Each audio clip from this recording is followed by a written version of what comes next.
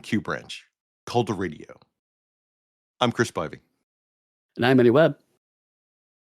And today on Genreless, we are going to end our epic James Bond run that I couldn't convince Eddie to do all 20 odd movies for, that we truncated down with Skyfall.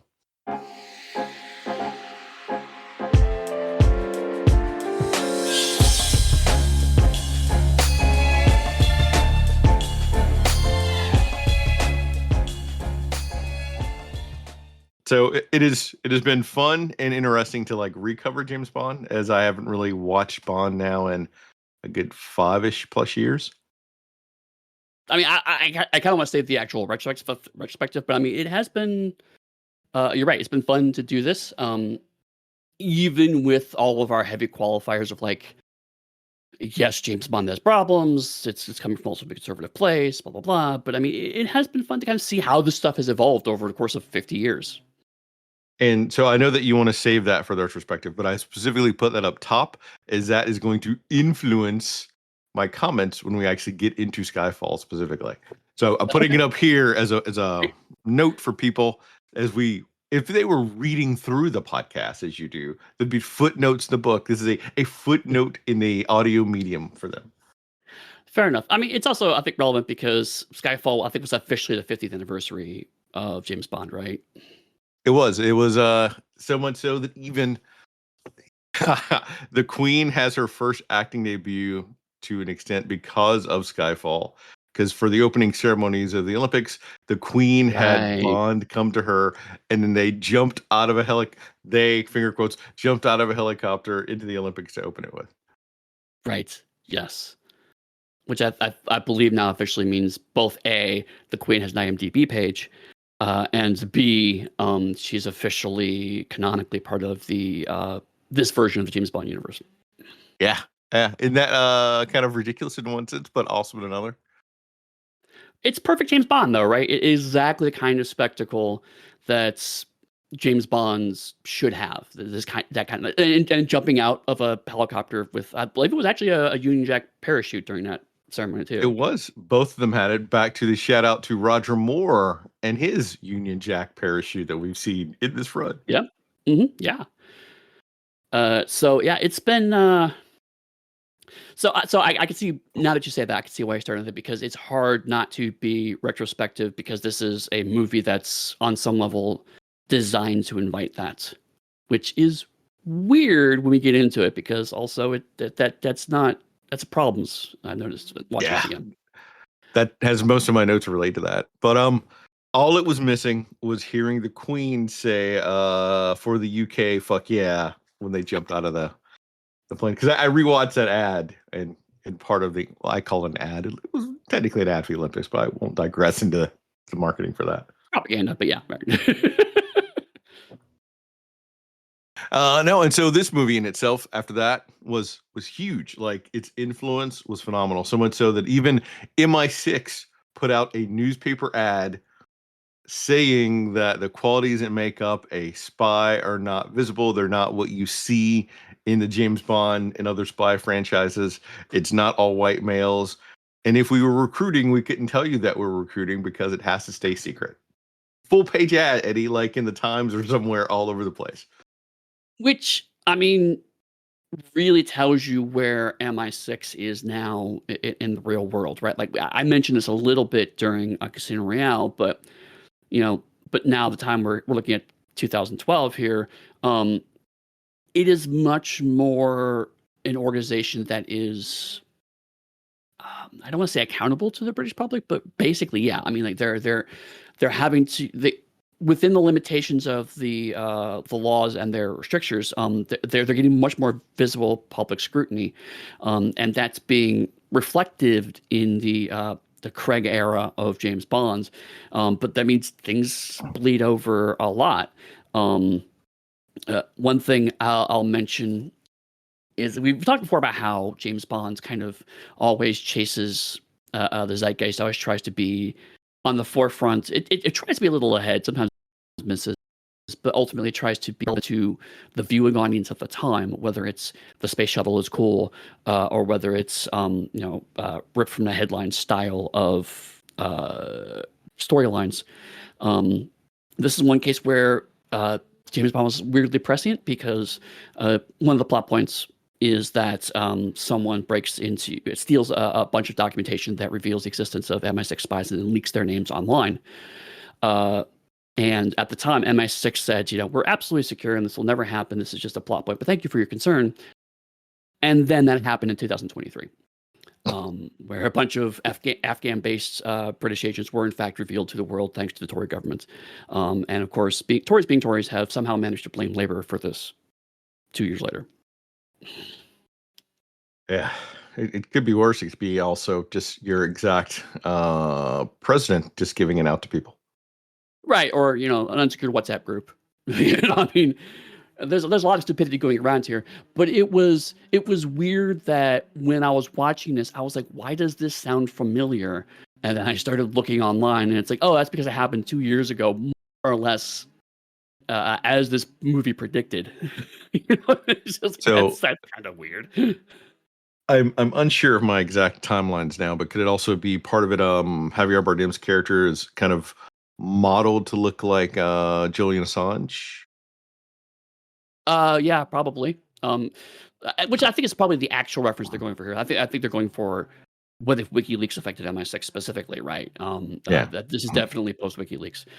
It's just more case that this kind of computer heavy informational security is just a weirdly evergreen topic. And so inevitably at some point in time, a version that's pretty close to what actually happened in this movie would probably happen. So I mean, when you actually spell it out, yes, that's not that weird. But you're right. I think they're probably going for what if WikiLeaks, but James Bond. Yeah. Wow. There are a bunch of little snippets of so many things about the movie. So I just love the MI6 newspaper bit though. Like that was my favorite thing that I stumbled over when I was reading about the movie. That MI6 did that. I didn't know that. That was good. All right. So also this is only the second film where James Bond has actually ever suffered a gunshot wound. The other one would have been in Thunderball. Huh. Been beaten, captured, near lasered, but not shot. I mean, on the one hand, James Bond being mildly vulnerable is kind of a point of the character. Like that's just how he's written. But you think he'd be shot at least more than twice. That is wild. And to be fair, his shot in this movie is like the movie is based around that moment. I don't know if it was based around it in Thunderball. I don't remember. I've not rewatched Thunderball, and I almost broke out into my Tom Jones this morning, but I'll choose not to right now. Keep it with you for the moment. The movie itself, one of the things also is that before the movie title came out, because there's a lot of other backstory that I'm going to probably touch a little bit on, is that they thought the movie was going to be called Carte Blanche, named after one of the continuation novels of James Bond. Where in that novel they update James Bond to be born in like 79, and they change everything going forward. And so that swirled around for a while. Yeah. We actually haven't talked about the post-Fleming Bond novels. That's kind of an interesting bit. Because so really, really quickly, how it basically boils down is you point out that Fleming dies pretty soon after the movie starts. So like the overlap of Fleming existing and the movies existing is actually pretty short. I think he dies by right after Goldfinger, somewhere around there. Like I think before the first actor changeover. Yeah, because it's long enough for him to invent the new heritage for Bond that shows up in this movie, because he liked how Sean Connery was doing in the end, not at the start, but by the end of it. Right. Originally, he was very British, and afterwards he became Scottish, who are also British. Blah blah blah. Anyway, longer discussion. Scottish. Right. So after he died, there were a couple of ghostwriters using Ian Fleming's name. That did not go over terribly well because Ian Fleming was very visibly dead. He was a well-known author. So the Ian Fleming estates just started reissuing these novels, and then around the 80s they started giving writers a chance to write official James Bond novels. Basically it's under their own names, but it was Ian Fleming's 007 blah blah blah title name, and there was a pretty big run of them in the 80s. They became pretty popular in the 80s, but the conceit was this was more or less a continuation of the Ian Fleming novels. This is an older Bond, but how old he is a bit nebulous, and they kind of sort of what little continuity Ian Fleming had, they didn't really worry about it too much. Because to be fair, Ian Fleming didn't worry about it too much. I mean, so it's not a huge thing. Are you saying Ian Fleming was no J.R.R. Tolkien? Is that what you're telling me? Oh, who is, right? I mean, Ian Fleming was no Arthur Conan Doyle. Let's put it that way. I mean, even Doyle was like, I don't know, where's Watson shot? His arm is like, who fucking cares? So Ian Fleming is slightly less rigorous than that. But then around the late 90s or 2000s, young adult fiction really kicks off. And so, not counting the disastrous James Bond Jr., they decide they want to do a young Bond series. And so that comes out around the early 2000s, does extremely well. But to make them relevant to the audience they're trying to shoot for, they had to... Initially, the Young Bond series actually set in, like, the 20s. Not 20s. The 40s, sorry. So they're, like, right around there. So he would have been about the right age of the 60s. Then a different younger Bond series comes out where it updates him to more or less a modern day thing. And then we have a new timeline, which I believe is where Carte Blanche fits in. And they start to realize that they can get big name authors to occasionally do Bond novels. Anthony Horowitz, for example, does one or two Bond novels. And now we're in a weird place where Bond is not a bit like Star Trek in a sense of it's not really a continuity. It's more just a whole bunch of different parallel versions of James Bond. There's one particularly interesting trilogy that I think just published its third book like this year or last year, where James Bond's missing, actually. And so the first book is 3 different 00 agents trying to find him. They find him mid the second book and uncover a conspiracy. And then in the third book, James Bond joins them to deal with the fallout of said conspiracy.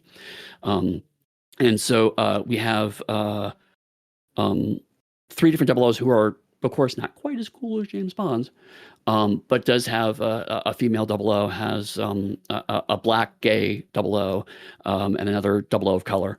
So, like, that's an interesting way to show diversity in MI6, but also leads to the inevitable problem of, but it is the white English guy or white Scottish guy, depending on how you read it, who ultimately is better than all of them. So it has trouble landing that particular point. But it is an interesting idea of what you keep talking about, how there's this strong desire to do spinoffs that don't involve James Bond specifically. Can we do something with the 00s that don't involve James Bond as a character?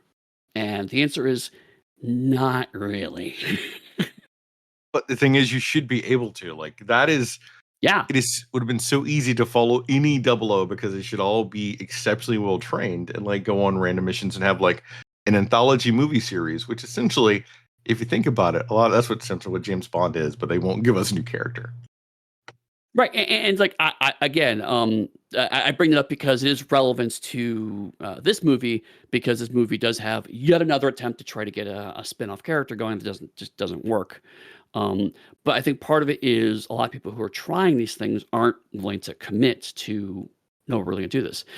Now, Amazon, I will say, because they have license now, they may be much more keen to try that, A, because they can absorb a bit more risk than other people can on the franchise, and B, because James Bond is pretty soon going to enter public domain, they're going to need to make new characters that they can then protect and continue to make after James Bond enters the public domain, so they don't have to worry about those legal problems. So that'll be interesting. So we have this talk frequently now at this point because we're both creatives and we're both interested in what goes in the public domain. But the version of the character that goes in public domain is not the one that 98% of the people are familiar with. No, it's and that's going to be the problem.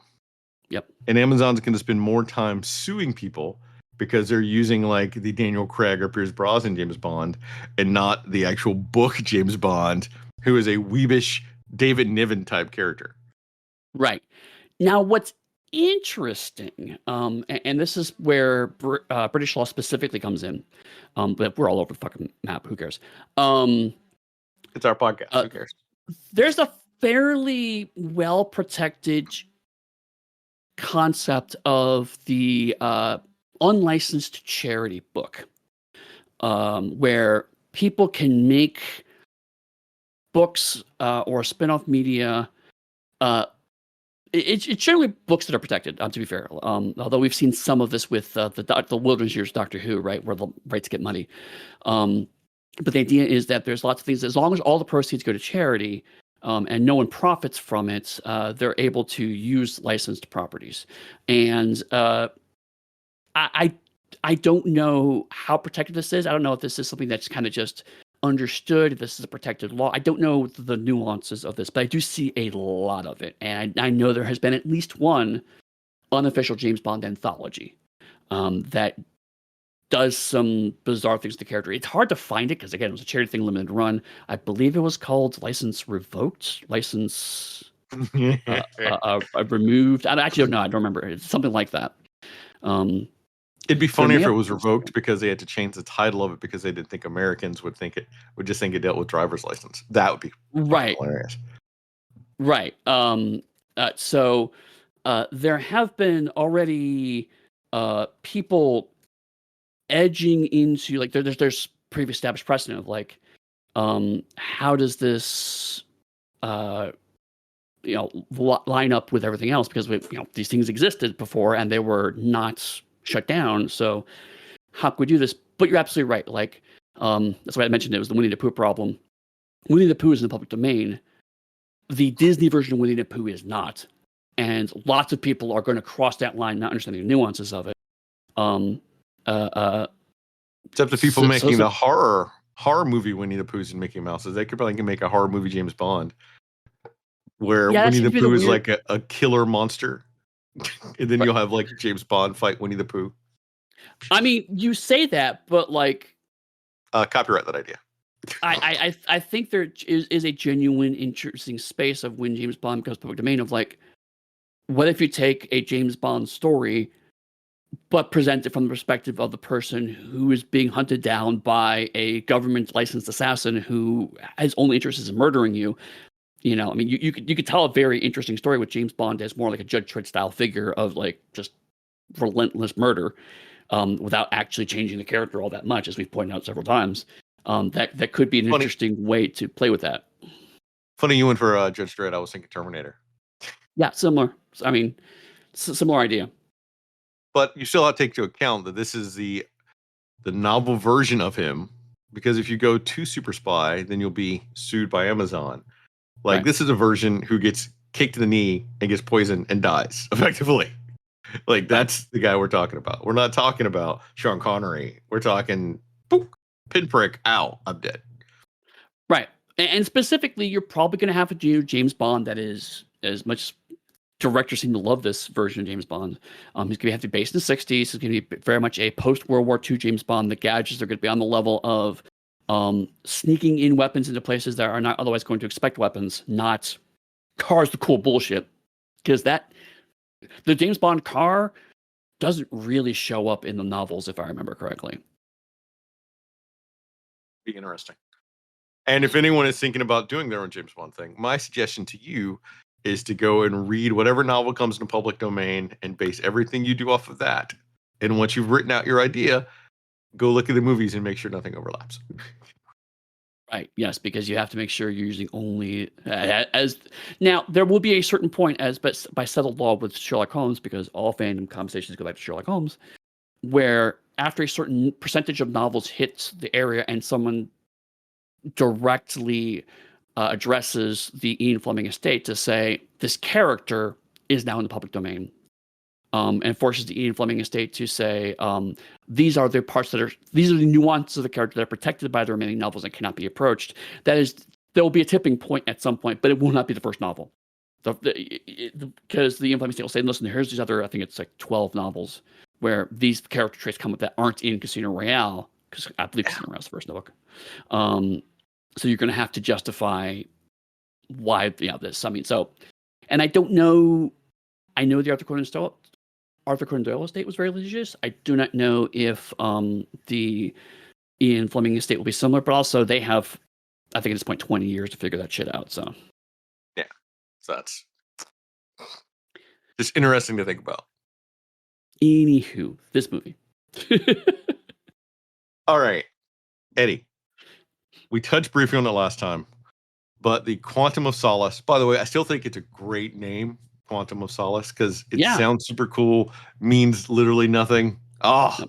it's the best. Best James Bond title. Terrible movie. I do think so. I'm trying to remember back now a decade. I think in reality it means like Quantum of Solace is the minimum level of respect you need for someone to be in a relationship. It's something dealing with like that along those lines.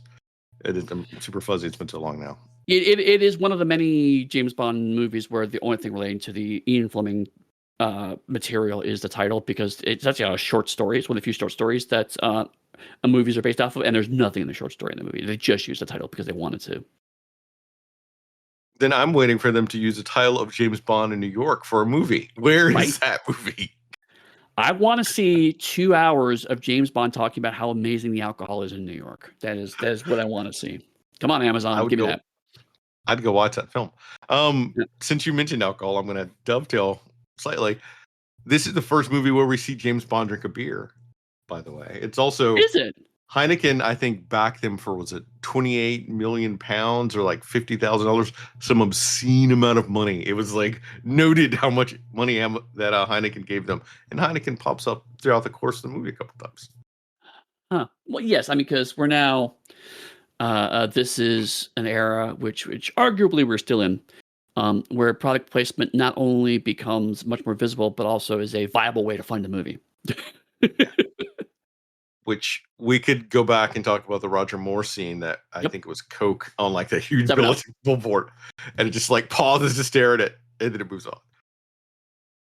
Part of that though is, all right, I'll get serious again. Quantum of Solace happened in the writer's strike, which we talked about. It is frequently ranked one of the worst James Bond movies because the writers are on strike. I think Daniel Craig wrote some of the movie. Other people wrote some of the movie. They didn't know what they were doing. But it picks up immediately after Casino Royale. Mm-hmm. And I'm referencing and putting that out because after Quantum of Solace came out, they wanted to start work on the next Bond movie, which they kind of had Mendez in mind for it. But MGM suffered a slew of financial issues. And so that slowed down the production of this movie. Mendez went from like a director to an advisor to them constantly trying to get things going. And MGM, I think, even filed for bankruptcy at one point in time.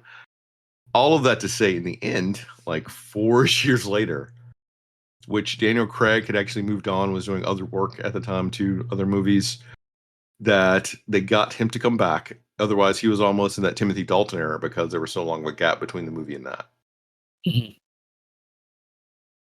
That this movie lost a bunch of like writers. It lost other people due to that issue and error. And it took, Craig says he went back into training 6 months before the movie started because he was no longer in the same physical shape and condition he was before.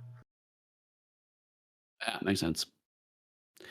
Although weirdly, that would not be the longest gap, because the gap between Spectre and No Time to Die, I think, is 6 years. But also, again, COVID had a huge portion of that. So take that for what you will. And I think it was after this movie, essentially, Craig was like no longer wanted to be Bond, but was signed up for another 2 movies. So there's a whole other drama that happens with that. Right. We're not going to cover Spectre and No Time to Die. I mean, so I will say, I believe part of the reason why Spectre happened was because they got the rights to use the name Spectre, obviously. Quantum of Solace was Spectre, but they called it Quantum because they didn't have the rights. And then Spectre is like, no, secretly we were Quantum the whole time. It's like, okay, we know what happened here. Let's just move on. But also, a lot of people, including Craig, were kind of not happy with how Skyfall ended. I'm sure we'll have our own thoughts about that when we get there. But so due to just kind of general dissatisfaction with that, they did say, okay, let's do one more movie. And then Spectre happened, which did reasonably well, as I understand. And then I believe it was Daniel Craig who actually came back to them and said, I don't want to do Bond anymore. I'm going to do one more movie to make it absolutely clear that I'm not doing Bond anymore. Right? Let's just put a capstone in this. That's absolutely, and spoiler for No Time to Die, James Bond dies in that movie.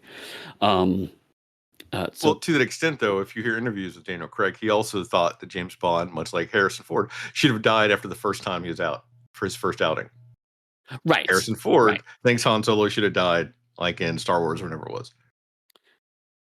I know it comes up, and it's more like Return of the Jedi, yeah, whatever. But Craig also thought that after Casino Royale, James Bond should have died in that movie. So it's like an actor choice, which I, thinking within my studio hat, don't know if I would want that actor to become my main character. If your first thought is that you need to kill my main character, which ends my franchise and my billions of dollars. Right. I will say that energy of self-destruction, I think, comes across a bit in Casino Royale and gives some edge to the character that we've referred to, right? It's pretty clear that there's a bit of, what if I just died here? That actually bleeds into the performance in a way that I actually quite liked. But yeah, but I'm thinking from studio hat, not viewer. Sure, no, totally, right. I can see it, however, though, like when you get into the fifth movie with the actor, and they're going, yeah, actually, let's go ahead and put a nice caps on this because we've not seen that before. We've not seen James Bond die, because what functionally happens is the Daniel Craig era becomes the first time we've seen James Bond's entire career. From the time he is 00, becomes 00, we literally see that moment where he becomes 00 to the point where he dies. And of course, he dies in a way that can be unwritten if need be for future movies. So that's not going to happen. Daniel Craig is now apparently quite happy being Benoit Blanc at this point. So, how could you blame him? He gets more money. No. I think he's like a big shareholder in that Benoit Blanc. He doesn't have to like all this running around stuff. And I have, like, in the notes that we'll get to in a minute, because I want to talk about it, is that we have a list of injuries Daniel Craig has suffered playing James Bond. Really? I didn't know about this. Tell me about this. So one of the things is Craig has suffered a bunch of injuries being Bond because he's doing most of his own stunts as much as possible. Mm-hmm. Like in Casino Royale, these are the ones I mentioned because they're like top of the list. There are other stuff that happened. In Casino Royale, he lost his front 2 teeth during a fight scene. Quantum Solace, he injured his shoulder that needed surgery, lost his fingertip. Inspector tore like ligaments in his ACL while fighting Dave Bautista in No Time to Die, injured his ankle filming an action sequence in Jamaica, requiring him to be flown to the US for treatment.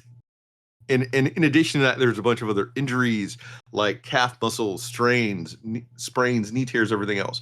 Even in the escalator scene here we get, that's Craig that really slides down that ramp and goes into a run. That is literally him. That's not a stunt player. That's Craig doing that. So it is a physically demanding role that he took on that I don't think any other Bond has done to that extent.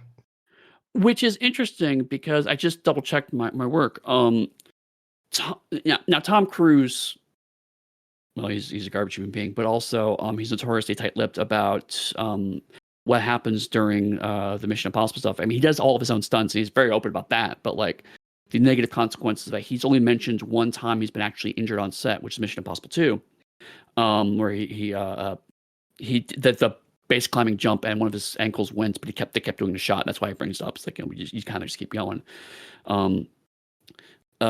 So again, I mean, we talked about how part of the Daniel Craig era is trying to chase the Mission Impossible buzz. And so him doing his own stunts makes sense, but it sounds like Craig has gotten, I hope charitably, is that he just had a lot of bad luck in every single movie.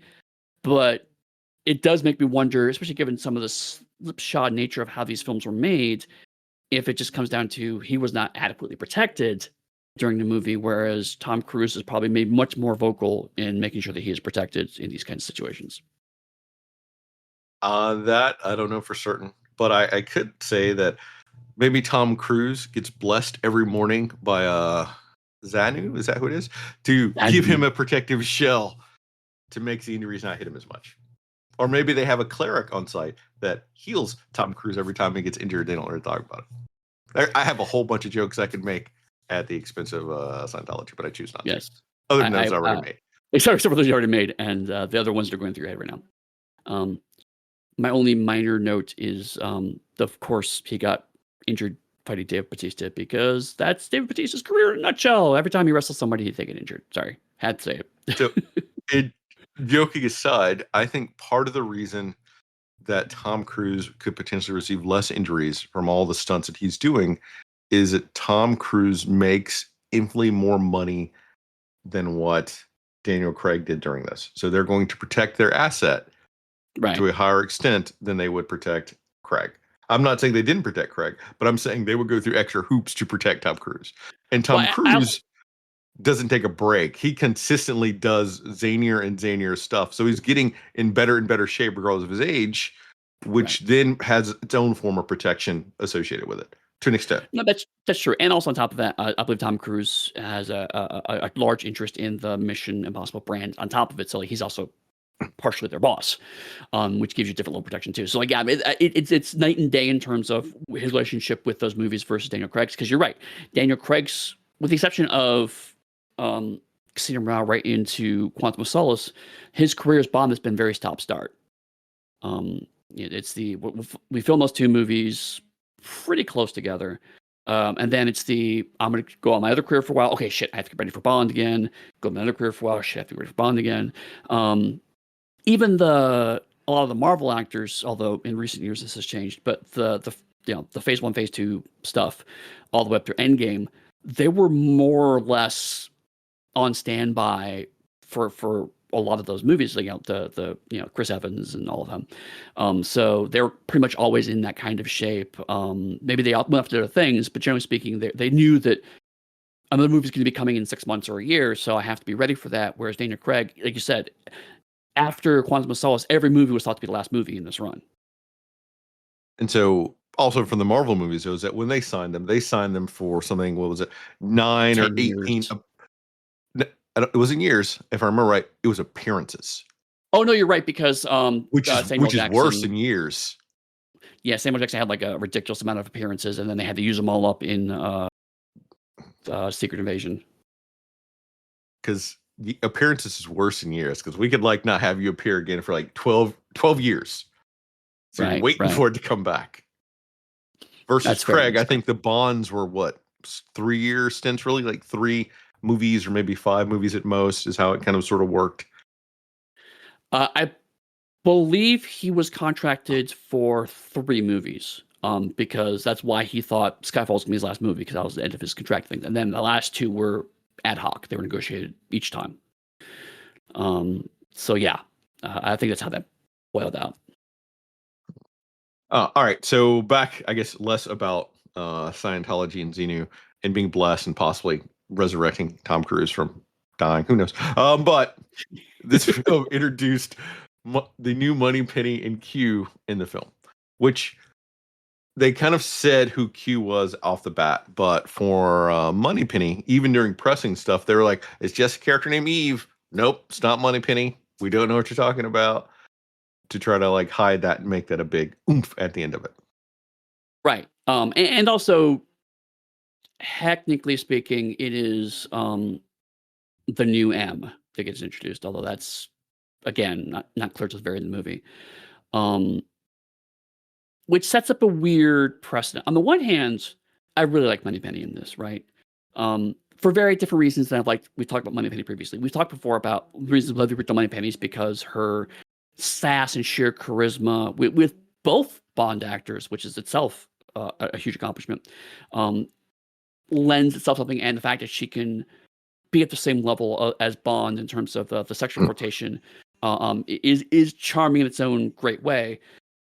This Moneypenny is very different in the sense that she is functionally a benched field agent.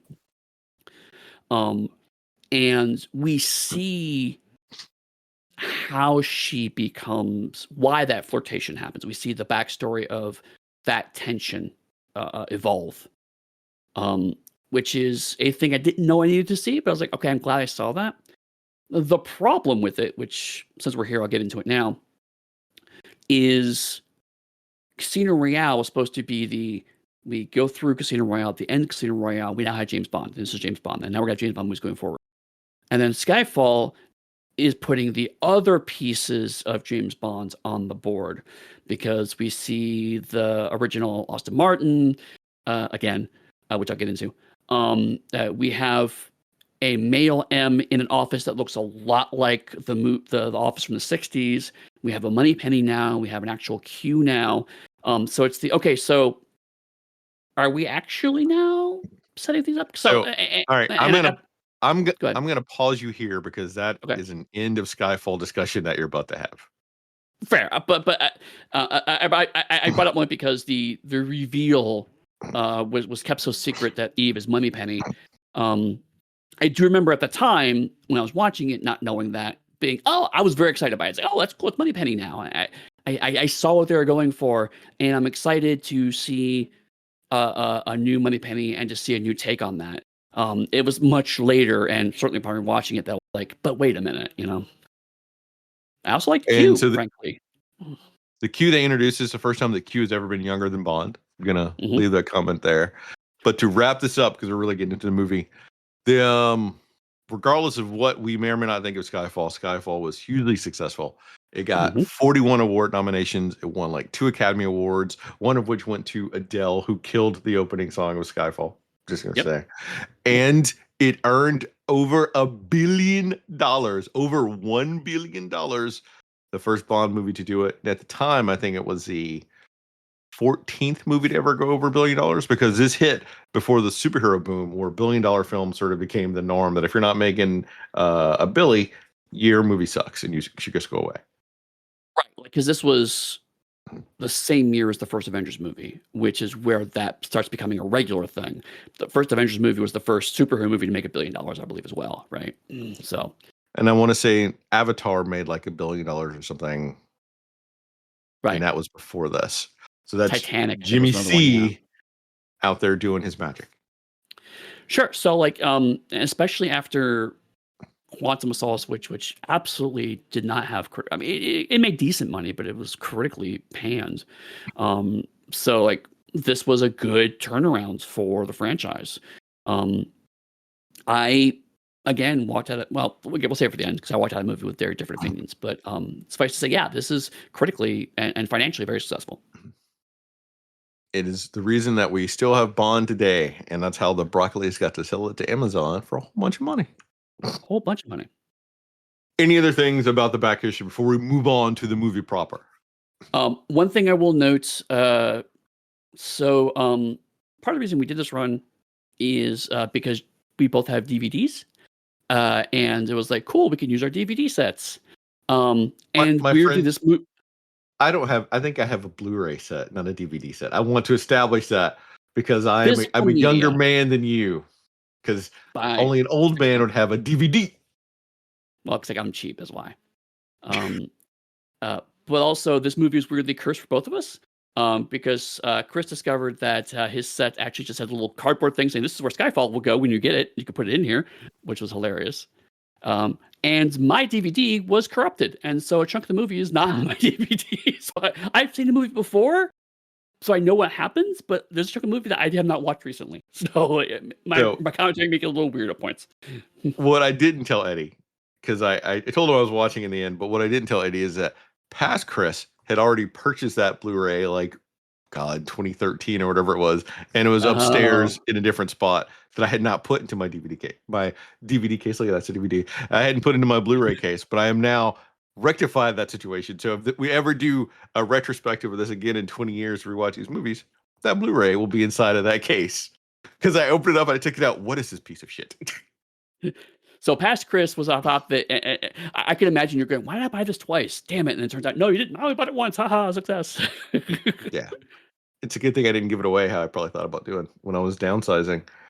When I originally fell under the sway of some of the digital media craze. But then I realized partway through that digital media isn't permanent. And I stopped, and I'm glad I did. Anyway, in Istanbul, which is not Constantinople, we open in a shadowy Mhm. hallway and we get Bond's eyes because it's been so fucking long since we've seen Bond, they want to hide him from us. He discovers another wounded MI6 agent who M orders him to leave the man to die and continue his mission. Bond protests slightly, but says, yes, mom. And the and Bond and Eve, whose last name is withheld to surprise us that later she's going to be Moneypenny, pursue a mercenary, Patrice, who has stolen a hard drive containing the details of undercover NATO agents. We get an excellent chase scene, motorcycles, bikes, and then we end up on top of a train where Bond and Patrice fight it out, mano un mano, Eve going along behind, M providing instructions over an earpiece, getting to see the advancement of technology. And M orders Moneypenny to take the shot on Bond, even though Eve says it's not clear. And we get, bam, Bond is shot, spiraling down in the water. A direct chest hit, which I would assume would be a real round, not a sandbag, not a paintball, in the chest. Bond spiraling down to his death. Patrice ducks down as the train goes away, smiling at Moneypenny. And we cut to opening credits. So, so this is definitely a very, very strong way to get you into a James Bond movie because there's a lot of stuff expecting James Bond. You know, there's like I said, a chase scene. There's some really cool visual spots. It's very James Bond opener in a lot of sense. But ending on holy shit, this new agent just shot James Bond. Not the first time in the James Bond franchise where James Bond's believed to be dead before the credits open, but certainly we haven't seen it in a while. I have a whole bunch of thoughts about this because it's a good start. It's a good way to hook you in. My first thought, though, even as I'm watching it, they go and they're running around. They leave that agent to die, which he's on the case, so that's assumed to happen with double O's. And when Patrice gets ready to jump off the bridge and Bond's going to follow her, Eve breaks out her gun and shoots crowded area, Eddie. My first thought was, is she saying, fuck those people? I mean, it was 40 people and just like bullets. What Right. is that? And one thing that the movie does not clarify, but we can kind of deduce by omission, is that Eve is not a double O. Because she's never given a number destination at any point in the movie, whereas 007 is referred to as 007 occasionally during the course of the movie. So she is not a double O agent, which means she does not have a license to kill. So that's even more Which dangerous. then also the other agent isn't called a double O either. He's just an agent. So they're both MI6 agents with Bond being our only double O. But so my logical brain's already kicked in, and I'm curious. Eve's got a gun and she's shooting. And we've established earlier, though, that when Craig was trying to become a double O, he didn't have a license to kill. I don't think he had a gun, did he? Because he had to use the other guy's gun. Yes, he has somebody else's gun. But I mean, MI6 agents are armed. I mean, Yeah. we could. I mean, it could be a case of that policy change between 2006 and 2012. But the point is, like, you're right. The movie's not clear. So for all we know, Eve maybe is a double O agent has since been benched. We don't know. It's unclear. But my first thought was like, fuck all those people. And obviously, although it didn't display that she's either a great shot, how she could shoot a bunch of bullets and not hit anyone, or she's such a bad shot that she could shoot a bunch of bullets and not hit anyone. I will say one thing that this opening sequence does is it does actually pretty well establish that Eve is, if not on Bond's level, because let's be honest, it's Bond's No one franchise, is. so one's going to be on Bond's level. She's a really good agent. She does some fantastic driving during the course of this. She shoots while driving at least once, and when she does take the shot, I mean, she's doing what an agent should do. She's keeping, I'll just say she's keeping informed MI6, not entirely. There's a couple times where she blows off M in humorous ways. But ultimately, she's like, I have Bond in sight. I have Patrice in sight. I do not have a clear shot. She questions orders once. And it's very much implied that she is a good agent in that sports sequence, which I really, really like. They don't hold her back, and a lot of the movie is ultimately we get an interesting parallel development. We'll talk about this more later, I'm sure, but like you have two agents who are now worried about getting back into the field. Eve is questioning her judgment, and Bond is questioning his physical fitness. And so it makes sense that they ultimately connect together. But in this opening shot, they also have a strong chemistry and seem to be working well together, which really, really helps. Yeah, I just Um, wanted to point out that piece because that specifically bothered me, even more so because they're in like Istanbul. So if a British secret agent shoots an innocent civilian in Istanbul, there are huge implications for that, which then leads into other thoughts about it. I do want to take a brief moment to talk about how this is a rare moment where the Bond franchises weaponizes sexism in a positive way. Let's go. Which, um, you may not. A lot of people don't notice this. Something that I noticed fairly late in my life, but I'm now hyper aware of it. Um, One of the elements of sexism in Western society is that we generally, in formal settings, refer to men by their last names and women by their first names. And so through the course of this, Eve is always referred to as Eve, and Bond is also referred to as Bond. And because that dynamic is so normalized in Western society, that allows for the reveal of Moneypenny being her last name to actually be a genuine surprise. Um, I noticed it on this rewatch. I did not notice it the first time at all on this rewatch because I knew the reveal, but also it's like, oh yeah, they only refer to her by her first name, and it's something that when you notice it, it's like, why do we do that? I mean, we know why we do that because women are seen as to be treated with less respect. It's Blah blah blah blah. Sexism. it's something I've always noticed. It's just not sexism. It's also an inherent part of racism. Because if you go back at any point in time in racism, you would have essentially white enslavers or white races refer to black people by their first names. They have to refer to them by proper names. Frequently, their last Oh, names are like their full proper names. So it's just okay, not sexism. It's something I've known like all my life, and I'm actively aware of it when it happens. fair enough. And to your extent, you're right. That's why even when I first watched the movie, it bothered me and stood out to me. So I knew something was wrong. Right. I mean, and that's fair. Because at the time I first watched this, I had still not quite come to awareness of that particular concept. It slid right over me because, and to be clear, M also does it. Tanner always does it. It's not a character's racism. This is institutional racism and sexism. And to be Sexism. fair, with Moneypenny, it could be both. Yeah. Um, because every character in the situation is also white compared to Moneypenny, so it could be both. But the thing is that so it's not. For once, it is not Bond's sexism that is the problem. It is the institution. So the franchise is like, the sexism is a problem, and we're going to use that to build to a reveal at the end of the movie because no one thought to ask her last name, which is very much a sexist problem and something that a sexist character like Bond also would never think to do. But we as the audience, those of us who are not as deeply aware of it as you are, and now I am, may also be dragged along with that and go, oh yeah, why did we never ask that, right? So it is an interesting point of a rare moment where the franchise goes, yeah, this is a problem, let's actually use this.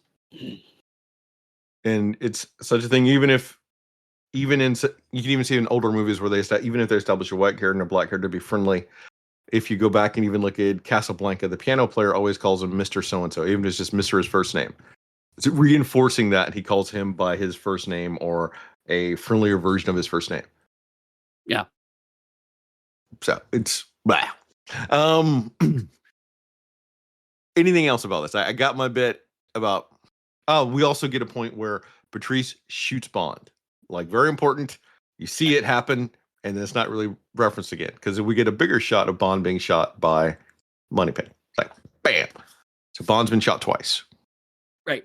And this is one of the weirdly bigger problems of the movie, right? Because just watching this chunk, it's like, okay, Bond's been shot twice.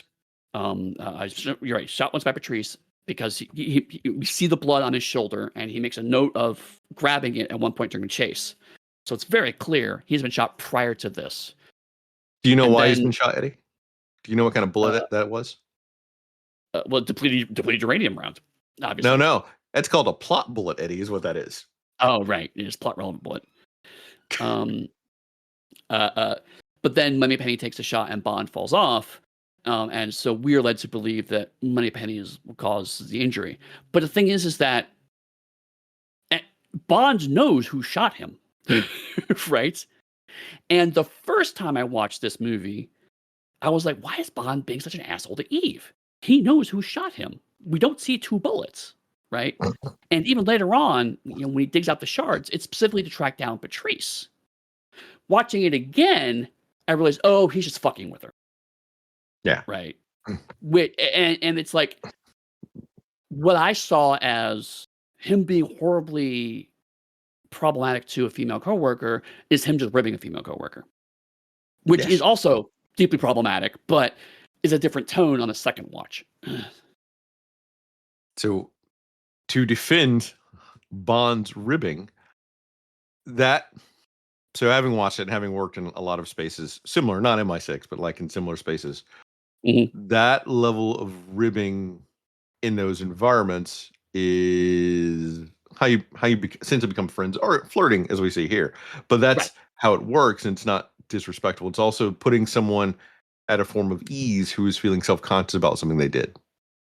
Right, and that is definitely how it watched on the second watch. The problem I had in the first watch is that Bond's taking a negative thing and making it into a pun/flirtatious line is Bond's go-to move for everything. He does it to villains, he does it to people he likes, he does it to everyone. So it's really hard to get a read on what his actual intention is, because that is a Bondism, right? Like when he's saying things like, what was it, like, next time, aim better or whatever it was. I mean, he's making jokes about being shot to Eve, right? Like, without context, it's like he does that to villains too. So is he an asshole about this? And the prior movies, he didn't use that exact move except for with Vesper, right?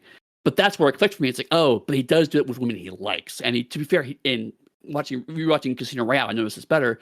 He started doing that more when he was genuinely affectionate with her, and before he was just a straight up jerk to her. Yeah. They were it was much clearly sarcasm, not banter. And then so it's like, how to rewatch the Vesper thing so recently. It's okay, now I can transplant that onto Moneypenny much better now. And it's like, okay, that he's you're right. It's the don't worry about a kid, but I can't say that because I'm that specific kind of British man. So I can't. Well, it's also it's okay. That's where we get into like that male chauvinistic part. I can't admit that it really hurt or show any real weakness like that. That's where we get into the weird plays of like male masculinity for Bond too. Right, and we get into more of that actually. So let's talk more about that when it happens. Opening credits, the best opening credits in the Daniel Craig era, right here. Yeah, I have to agree. It intersplices the bit from the older Bond where you get like all of your naked women with plot relevant stuff, and it's forecasting what's going to happen in the film. Yep. And it has a fantastic pop singer at the time the movie was shot. The title of the movie is the title of the song. It's all the things that. Well, first, so I completely agree. Like, as much as I said the Casino Royale thing is weirdly under my skin for reasons that I don't like, I can look at this and go, this is genuinely just a better and much more traditional Bond opening sequence. Yeah. And I did not rewatch Casino Royale, but I'm making a broad statement with only 2/3 knowledge. We'll see if I'm right. Right. Anything else before we move on? Nope, let's go ahead. 3 months later, due to public inquiry into M's handling of the stolen hard drives, she is pressured to retire by Gareth Mallory, the chairman of the Intelligence and Security Committee of Parliament and a former SAS officer. Also, Ray Fiennes, who was almost James Bond right before instead of Pierce Brosnan. Although she said she is still useful, MI6 serves. The MI6 servers were hacked, and M receives a taunting computer message moments before the MI6 building explodes. Bond, who used his presumed death to retire, learns of the attacks and returns to service in London. He fails a service physical, medical, and psychological exam, but M approves his return to the field, ordering him to identify Patrice's employer, recover the hard drive, and kill Patrice. He meets Q, MI6's new quartermaster, who gives him a radio beacon and a Walter PPK pistol, and quips that they no longer do things like exploding pins. Eddie, Do in you want this to start there? timeline of Bond, yes, in this timeline of Bond, when did they ever do exploding pins? When did they ever do any cool gadgets in this timeline? All right, all right, all right. I will defend the movie on this point, because exploding pens are a thing that MI6 actually historically used during World War II, right? So I read that as he's making a joke about the fact that it's been 50, 60, 70 years since they've done this stuff. Because a lot of the gadgets, especially the early gadgets that came out of the Bond in the Bond novels, were based on actual World War II implements that Ian Fleming used or had access to, I should say.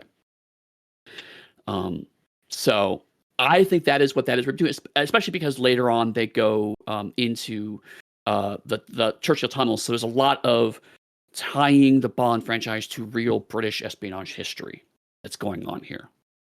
So I would give that piece a pass. I have a larger problem with the fact that I will not give that a pass. Okay, all right. Because you know that actual piece of history, which is pretty awesome. And having been to the Churchill Museum is pretty fucking awesome. There is an inference in this universe, in your Bond franchise. If you're talking about exploding pins, you're talking about super gadgets. And he also referenced like the term gadgets. So that has a larger implication for other stuff that people have seen. Well, and when would those have occurred in this? And why would Bond have an expectation to receive any of those in this timeline if this Bond has never had those? That is the part I have the issue with, right? It's not a timeline issue for me. It is we have established after Casino Royale that we're going to now have traditional style Bond movies, especially we could do in the modern day. But yet we haven't had those. I mean, I've not watched Quantum of Solace, but I don't remember anything in Quantum of Solace being equivalent to a Bond gadget. So now this is the third movie to really not have what we should consider to be Bond gadgets. And yet the movie is now officially saying those are dumb. And it's like, but that's the whole point of going through this journey, is to get things back to the Bond formula. And now you're saying a part of the Bond formula is stupid. You're objectively saying that. So why? So I don't think this is a timeline issue. I think this is we're trying to subvert the expectations, and it ends up actually being kind of insulting to the thing that the audiences actually want to see at this point. I somewhat agree with that, but you also touched on another one of my issues here that keeps coming up. We've had M, we've had Mallory, and even Q jokingly have all referenced that Bond is too old. Maybe Bond should be retiring. That is another timeline issue. I keep saying timeline specifically because we have Casino Royale, then we had Quantum of Solace that happened immediately back to back. This movie would be falling relatively close to those. He has not been an agent in their timeline, a 00 agent in his timeline for that long, and everyone is saying he's too old. This doesn't work with Craig as Bond from what we've seen. This would work with Pierce. It would work with Moore. Definitely fucking Roger Moore would work with. But it doesn't work here as your third movie, given how close your first two movies were. I agree somewhat with that. I will point out that even in Casino Royale, Bond is a new 00, but he is a well-established MI6 agent. M is deeply aware of Bond's foibles, even in Casino Royale. So we don't know how long his pre-00 career has lasted. But again, like, I do agree in the sense that if we consider the movies are happening roughly the time that the movies are released to the public, which all the evidence at the movies proves they should be. But we can't, because there's a 2-year gap between Casino Royale and Quantum of Solace. And Quantum of Solace immediately picks up on the exact scene where we leave Casino Royale. So that is one point in time. And to be generous, we could say we'll say he's been an agent for an extra 2 years between that. That's a 4-year window of being a 00. And 4 years in that role, regardless of the amount of time before, would not make him too old. It doesn't work from how much pressure they're trying to put on it. It works for Roger Moore because Roger Moore was like fucking James Bond forever and a day. That is the implication there. And it's not for me, it doesn't hit right. It doesn't work because it feels pressured for the movie, especially if given he's in 2 more movies after this. Right. And which leads to weirdly, I think we both have the same thing. We're coming in different directions. This Q scene specifically tries to do two things simultaneously and fails at both of them. It is trying to point out that this is the 50th anniversary movie, and simultaneously is also part of this rebooted universe. And as a result, it fails on both fronts. So you're right. Like as a liminal point of using this as a starting point for this conversation, the movie's trying to say Bond, the character, is too old. And that's what the movie's trying to go for. But it is contradicting itself because the whole point of Casino Royale is that this Bond is not 50 years old. This Bond is relatively young. So when you have younger actors and characters coming in, undercutting the thing, what it reads as, and that's unfortunate, my frustration with it, is that what I'm hearing is Daniel Craig is too old, and that's kind of feels bad. Yeah. So I'm very bothered by the movie's principal crux is to say that this Bond is too old, given that the entire crux of him being Bond is he was young. Right. If Casino Royale were a different movie, and it's a huge ask, right? But if Casino Royale were not the movie it was, if it were, we just recast the actor, but this is a continuation from the Pierce Brosnan era, because this M is the same M, then a lot of what this movie is trying to do makes more sense. But that is, you can't ignore Casino Royale because it is so baked into Casino Royale that the whole point of Casino Royale is that this is not yet James Bond. At the literal last line of Casino Royale is, this is now James Bond. And then Quantum of Solace picks immediately after. It's like, even if you put Quantum of Solace as like, okay, it's 2006 and 2008, there's still a 6-year gap between the Quantum case and this movie. So, and the other beat, since you mentioned that, is Quantum of Solace, if I remember right, because I didn't rewatch it, undoes the fact that he becomes James Bond. And then they put like that barrel credit scene at the end of the movie again, telling you that he is now James Bond. And spoiler, if you haven't watched Skyfall yet, this movie, at the end of this movie, puts that barrel scene again, telling you that he's become James Bond again. So when does he become Bond? And if he's already too old to be Bond, why are we following Daniel Craig? And on top of all of that, in Casino Royale, he quits. First mission, quit. Casino Royale, I think he goes rogue to do some of this stuff and then comes back in. And in this movie at the start, he fucking quits. Right. I've hounded on the fact that Bond has quit in almost every single movie, like fucking Spider-Man throwing away his mask. What is the point right now of all of this then?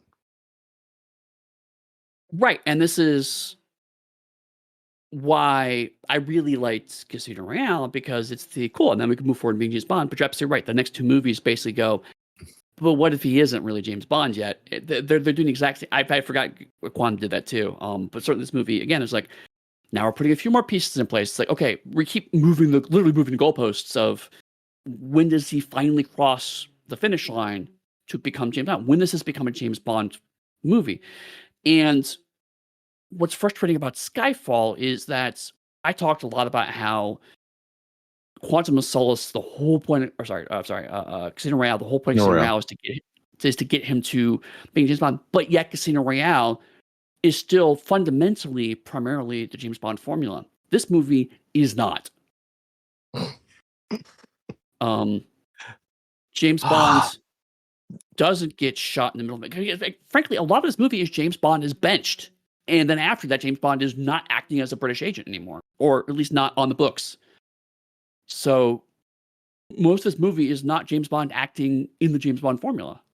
It's the character of Daniel Craig playing James Bond, going through an interesting movie. Don't get me wrong. I actually really enjoy Skyfall as a movie. Yes. But not as a James Bond film. But we're here to analyze it as it's a James Bond film. Right. And like, we're saying a lot of things, but I'm going to clarify now that we're not negatively saying these things. We're highlighting how it doesn't adhere to the James Bond formula and how specific things I don't think resonate with each of us. And I know sometimes I've heard other podcasts that try to do the same, but talk more negatively about the film. This is an excellent film. It is beautifully Yeah, yeah. shot. The acting is unbelievable. I see why it won the awards, but I'm viewing it as a James Bond film, and it has an inherent issue with who it says it is versus who it wants to be versus the past it came from. It has a Right. similar issue as Doctor Who. And let's go back to that Q scene, right? Is like we keep pointing that going, here's where you start to see the formula unravels, right? And you realize, oh, this is another James Bond film. And yet, this Q has exactly the kind of dismissive bullshit attitude that Q has traditionally had, right? Yes. It's his line of we don't do exploding pens anymore feels authentic because he's a young computer hacker Q, which makes sense for 2012. That is, of course, the Q you're going to have. And his relationship with Bond is like, you're the stupid agent that goes out into the field and ruins my gadgets and ruins my computer intel with your stupid human intelligence. But I have to use you because that's what we use human agents for. That is the whole point of this movie, but also is exactly the same relationship that Q has, although in a much more comedic way, with James Bond traditionally. So, like, there's bits of this movie where it's like the heart is still there. A lot. This is a very enjoyable film that has James Bond's name on it. But if the point of this was to, and again, Casino Royale very much implies that it is, if the point is to modernize the formula but still use the formula, it consistently has not happened under Daniel Craig as the lead. And spoiler, the last two movies don't do it either. You know? And I do want to take a beat for Ben Winchell as Q. Fucking love him. Like, Yeah, spot great. on, brilliant. Oh, And to be fair, he's even better in the other two movies. You know, uh, he gets better after Skyfall. so I'll admit I have not seen the other two movies. This is the last James Bond movie I saw. Fair. I only watched them relatively recently, and um, yeah, I I was mean, almost tempted to go see No Time to Die because Lashana Lynch was in it, but didn't quite muster up to go see it. right. And this is since we're here. When I first saw this in the theater, from this point in the movie on, I was like, I don't know if I like this movie. And the ends got me back somewhat, but I walked away from this. Me and my family went to go see it in the theater, and our frustrations were, this isn't a James Bond film. In retrospect, I put my concerns and my family put their concerns in a different scene, which we'll get to, as to why that's the reason why. It's not. It's really the whole movie. But it did make me, I don't know if I want to go see another Daniel Craig Bond film after that, you know? And again, there were huge gaps between them. So, like, I was like, I just don't know if I want to watch this franchise anymore. But then in preparation for, actually right before preparing for this, I went ahead and just binged them all straight through. And I will say, as a piece, if you watch them all in order as a very long, basically, I actually watch them as a fan edit. So it's literally chopped up into 10 Netflix style episodes. And it works really well in that format. If you look at that as just, here's the story of James Bond's career from start to end, and kind of just ignore some of the time problems that this all has, and just, abstract it a bit more and assume this is somehow 20 years of James Bond's career compressed. It works really well, but then that leads to the bigger problem we're having here, which is that as individual movies, they feel weaker and weaker moving on because they're not really individual movies. They're part of a franchise now, and this is the problem the MCU ultimately runs into, is that they stop being individually good movies. They start being, here's the next thing you watch. And that's where we're right in the middle of that in the James Bond franchise. Yeah. And it's that inherent problem that's the difference between like a serialized television show and now movie franchises, because the movie franchises are getting more on the TV model where they keep just adding on little bits, like a little progression to move you through it. And there is an inherent pushback from audiences who don't want to necessarily spend $40 to go watch the next episode of a show in the theater. Right. And then that's weirdly where Skyfall's a problem, because as a Bond movie, we've said, and we're probably going to continue to make more comments with you. But rewatching this, I realized, if you look at it as a money penny movie, it's a really strong film. If you kind of squint and look at Eve as the main character, you can't, because she disappears from a large chunk of the movie. But you know what I'm saying, right? If you look at, or better yet, if you look at MI6 as the character, right? The supporting cast around Bond, there's actually a pretty strong beginning, middle, and end to the whole film.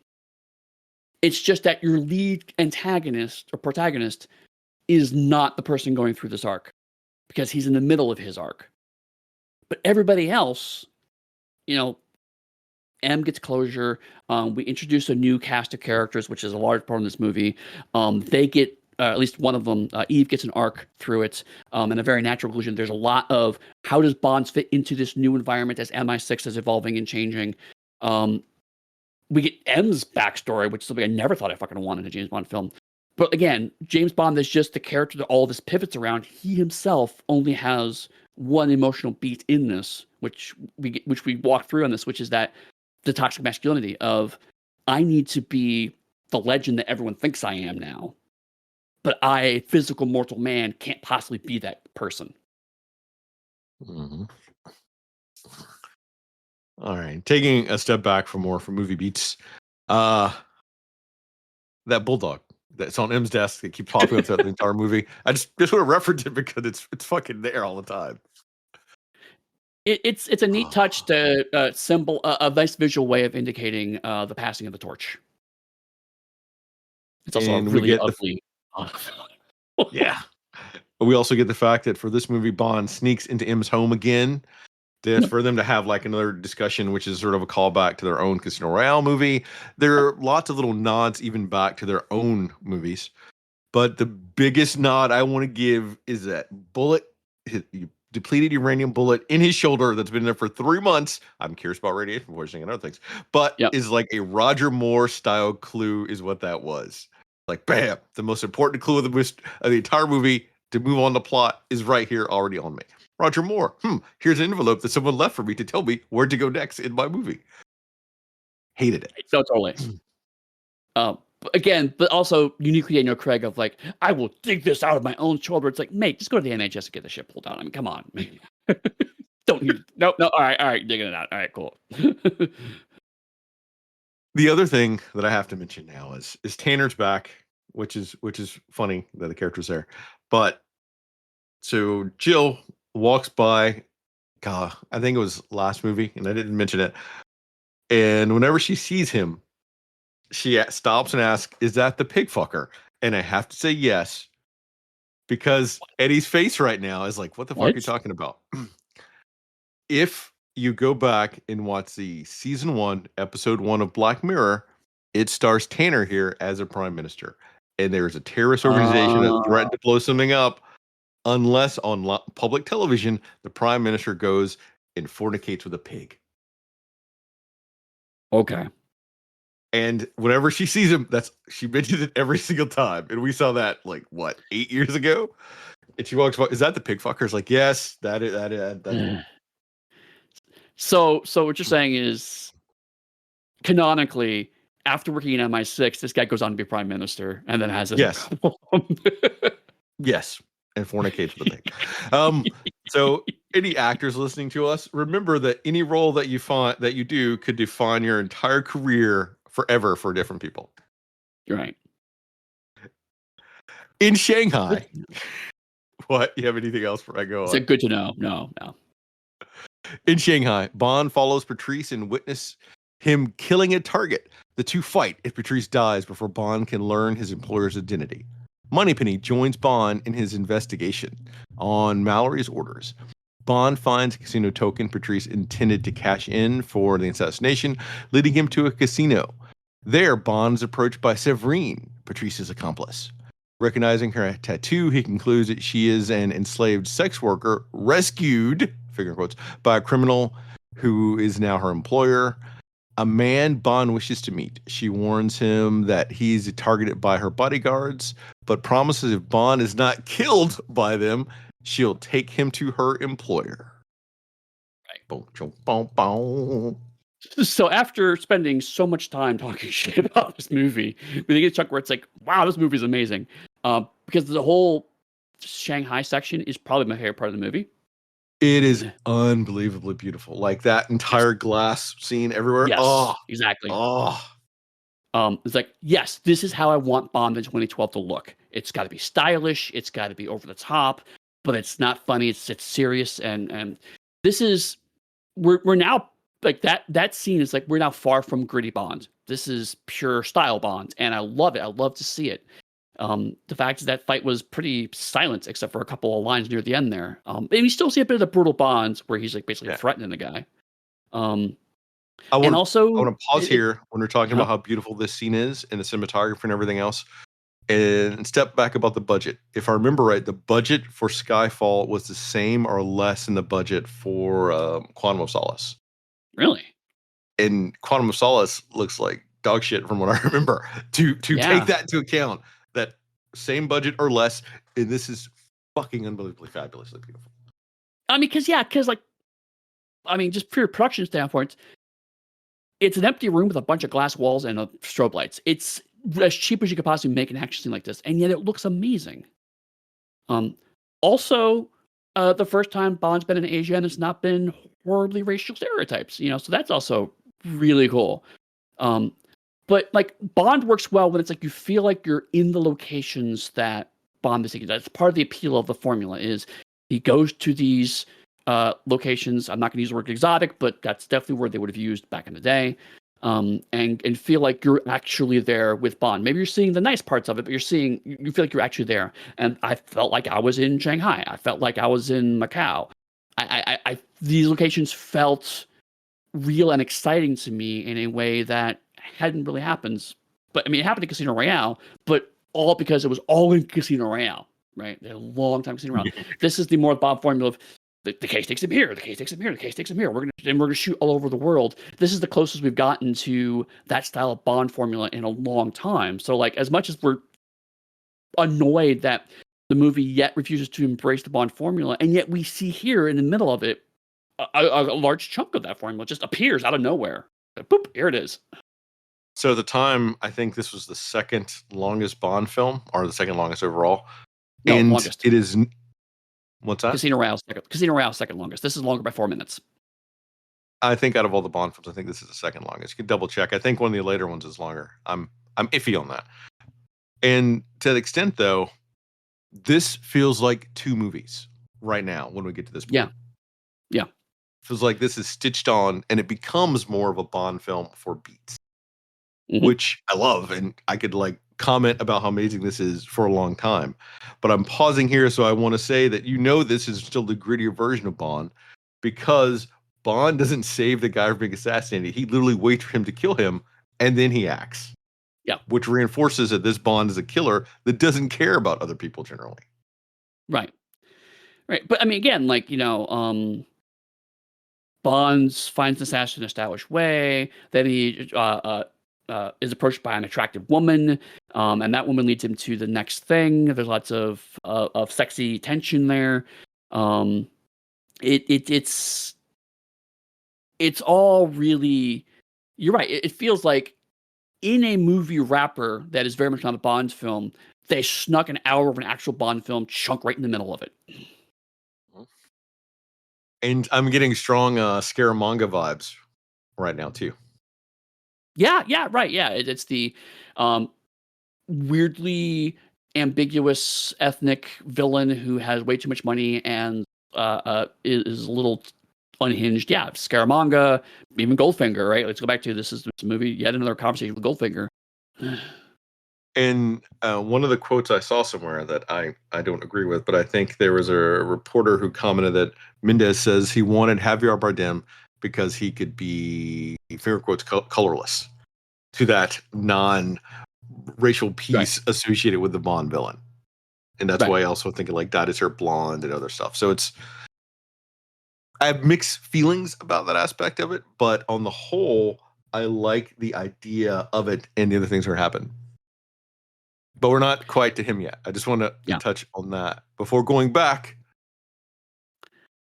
Eddie. Yeah. Bond and Moneypenny, fuck. Before it was all flirtatious. They don't show us they fuck, but they fucked. This is one of the scenes that I were corrupted on my copy of the disc, so I didn't remember this. And I saw it in the notes. And I was like, oh yeah, that did happen. And since it was corrupt, to give you a better point of reference for it, she comes into his room because he's sent there, and she sexy shaves him, and it looks like they're about to kiss or something else about to happen, and then they cut to another scene. So it's Oh, implied they fuck, but they don't show you that they fuck. oh no, I did see that scene. I thought there was another scene that maybe I was missing because I do remember. Well, regardless, um, uh, I still liked that scene, and I remember the first time watching it, it's like, oh, of course, the attractive, a female agent that he works with is into him, and they banter. Right, it's fine. The fact that it's Moneypenny is like, in retrospect, it's like, but they shouldn't, it shouldn't get that close, right? But that's me projecting onto the formula, and also knowing the end of the movie at this time for watching the movie. It's like, of course this happens, of course this is, and I did like that they used an innocuous activity as a way to make it highly sexually charged was really cool, Yeah. And of course it allows Moneypenny to make a comment about a close shave later on, which is fantastic, right? And so I really like this scene because it shows the progression of time actually in the universe. Because before, there's like even the actress herself, the reason she chose to be Moneypenny, which we talked on, is because Moneypenny was a flirt, and back then, if she was a woman that actually just had premarital sex, it was like a shame thing. Versus now, where we get to show that even though closed-minded fuckers don't think so, is that like a woman can own her own sexuality and make her own choices, and that shows Moneypenny like initiating all that and choosing to do those things, and it being super cool and awesome. Right. Um,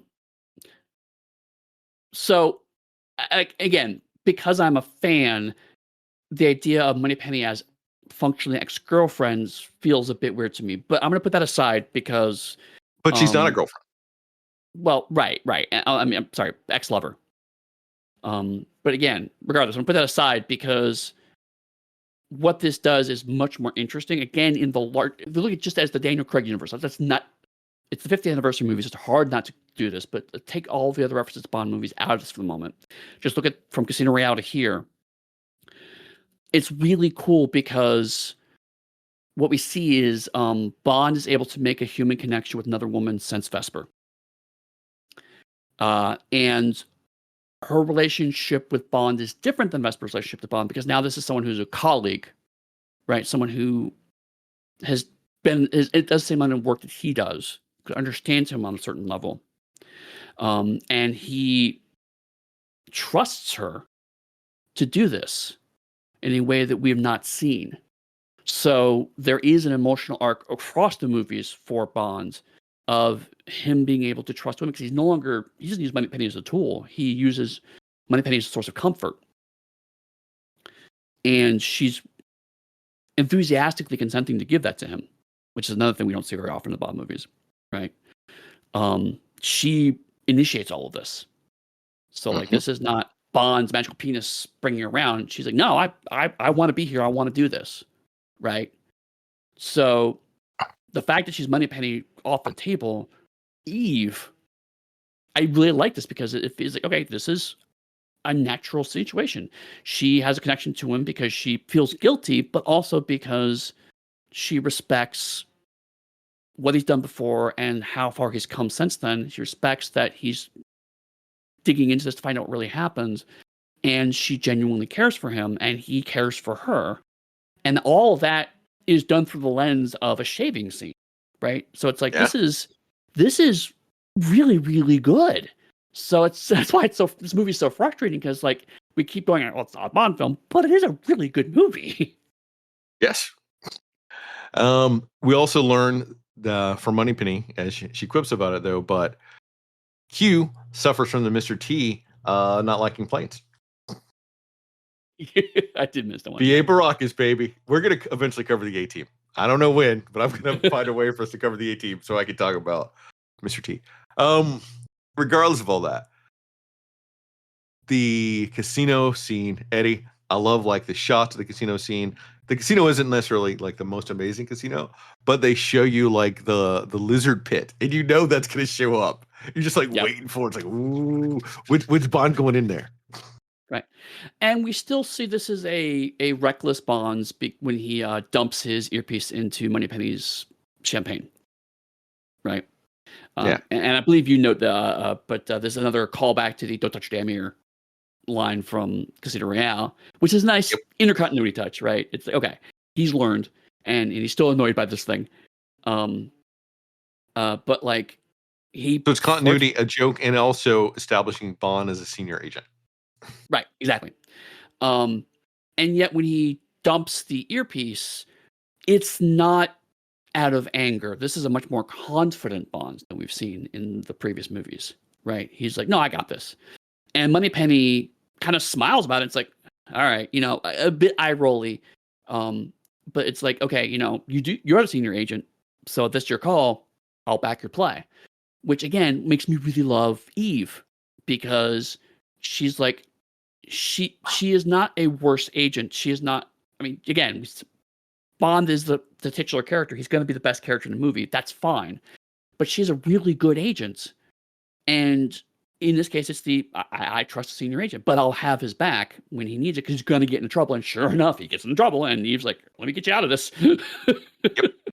And to your point, how you were saying, it's not that she's worse. She doesn't have his X years of experience, because this goes back even to the conversation with Q, where they were debating between like the brilliance of youth and the experience of age. So that dovetails with that conversation, trying to bring it back to that. I'm trying to bring back and touch on very positive things to reinforce that scene, because there are so many for me, timeline Bond conflicting issues, and how it still ripples throughout this movie, so it's important. And the acting between everyone is fucking amazing. Like, this is some of the best acting in a Bond film that we've seen. Yeah, because again, like it's kind of buried in this film, but during this chunk, Bond feels the most like Bonds that we've seen in a while. And yet, because we spent the time through around Quantum of Solace, there are layers to this performance that we didn't have previously that now make this feel even cooler. It's like, it's a Bond who makes jokes. It's a Bond who's very confident. It's a Bond who gets into strange escapades. But now we have context for all of this. And so it's interesting. And so we have Eve as kind of the person who can look at this from the outside. She's kind of our audience viewpoint for some of this. And being like, she sees that Bond too, the same Bond that we see. It's like, this is again, the guy's a legend now in MI6. Again, how did he get to be a legend in 6 years? Let's not worry about that right now. Not 6 years. Yeah, I'm going to keep saying that every time you say it's not sure. 6 years. Like, right. There's a lot of problems here. But my point is like, it's you're right. This feels the most like a Bond film, but the actors bring an additional level to it that makes it so satisfying. My retroactive thing already, since we were kind of all over the place, more so than normal, is that what they really need to do there should have been a movie in 2010. I don't think it was financially possible to everything else. That was not Skyfall, but a movie where Bond is literally like the Bond that we know. And then they could have transitioned this. That would have eased, not completely eliminated, would have eased the roughness of him being like a super young 00 to an aged and decrepit 00 that no one believes in. Even with the wounds he received, I guess they're trying to say those are part of it, but they keep saying age, not injury. Right. It's like, it doesn't work, but like part of me wants to kind of cram the Brosnan films between those two movies, right? Just to kind of give it some space, but you can't do that. So to wrap up this last piece, how you said before, Moneypenny saves Bond after the great pit fight scene, and we get the fact that the bad guy tries to use his gun that's bio-coded to him. Right. Funny bit that I saw is Daniel Craig before this saw some cool gloves that he thought Bond would wear. He bought them, and Sam Mendes said, "Sure, go ahead and wear them." But in the end, they had to go back and had to CGI Craig's hands, because otherwise the gun scene here where the guy picks up his gun wouldn't have worked. Yep. Yeah, that makes sense. Love it. All right. Bond stops the attack and joins Severine on her yacht, the Chimera. They have some definite quality time. Then they travel to an abandoned island off the coast of Macau, where the crew captures and delivers him to Severine's employer, Raul Silva, a former MI6 agent turned into a cyber terrorist who has orchestrated the attack on MI6. We get a great scene that highlights a 50-year-old bottle of scotch, because if you look at it, it's 1962. Then Silva kills Severine after forcing Bond to try to shoot something off her head. Bond uses his Q radio to alert MI6 where he is, and they show up, they capture Silva, and they return to Britain. Movie over. Exactly right. Like, I said, I'm half joking about there's this Bond movie crammed in here, but like honestly, if you go from Bond gets the mission, you have to go to Shanghai to find this guy, to here, it's a very satisfying James Bond formula. It's just not the whole movie. It's just this weird 45-minute chunk. Yep. I love the fact that we get both Silva and Bond being super flirty and do some implying things. Nothing ever comes of it, but it's implied. And if you really think about it, Bond would have to be more sexually fluid, given he has to use his magical penis on anybody to get the mission done. I'll say, like, Bond in the 21st century, if the point is Bond uses sex as a weapon, absolutely pansexuality should be on the table. Absolutely. And I do like the movie, you're right, walks up to the line of that. It bugs me because it also walks up to the line of gay people are evil, which is a common trope in these kinds of movies. Because the only not explicitly, implied non-heterosexual character in the movie is also the evil one. So that's annoying. It's only that if you go back to the Roger Moore film, the only other implied gay characters I knew were two villains who Moore fought, who were also implied to be gay. Right, and then of course we talk about Pussy Galore, who was also coded gay. Yes.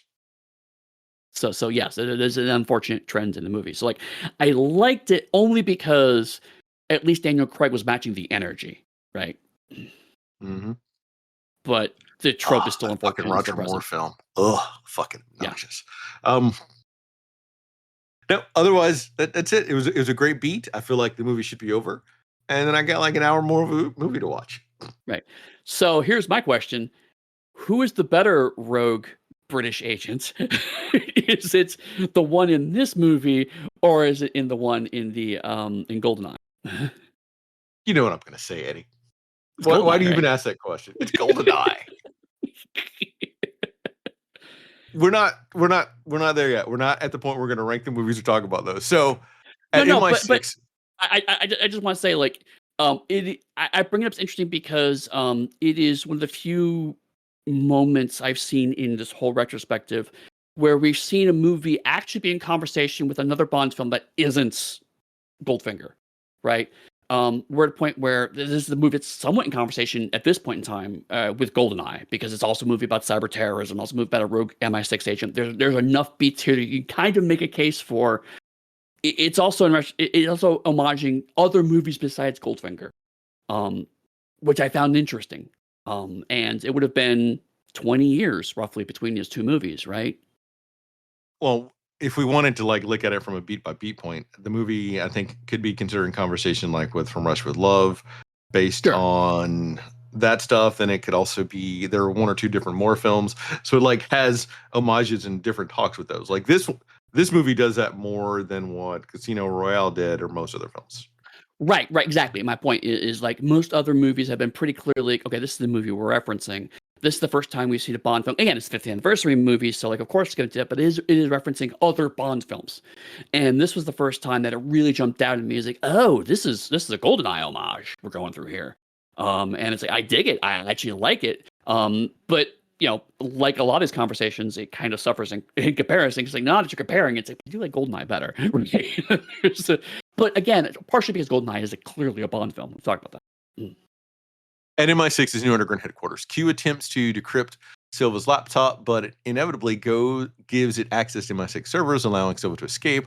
Bond and Q conclude that Silva wanted to be captured as part of his plan to kill M, who he hates for disavowing and betraying him to the Chinese government during a handover of Hong Kong in 1997, leaving to be tortured and disfigured by a suicide attempt from a cyanide pill capsule that went wrong. Silva escapes his cell, and Bond chases him through the London Underground. Hello, another From Russia with Love tunnel scenes throughout this, and thwarts Silva's attack at Parliament. It's an inquiry where M is present, and we get a big gunfight. Pew pew, pew pew pew. So hilariously, I really want to mention Aston Martin because this is the part with the Aston Martin. And when I first saw this movie, I was like, and they play the Bond theme. It's like, okay, yes, it's Goldfinger. I get it. It's 50th anniversary movie. I get it. But having watched these now again, I was like, oh no, that's the car he fucking stole in Yeah. Casino Royale.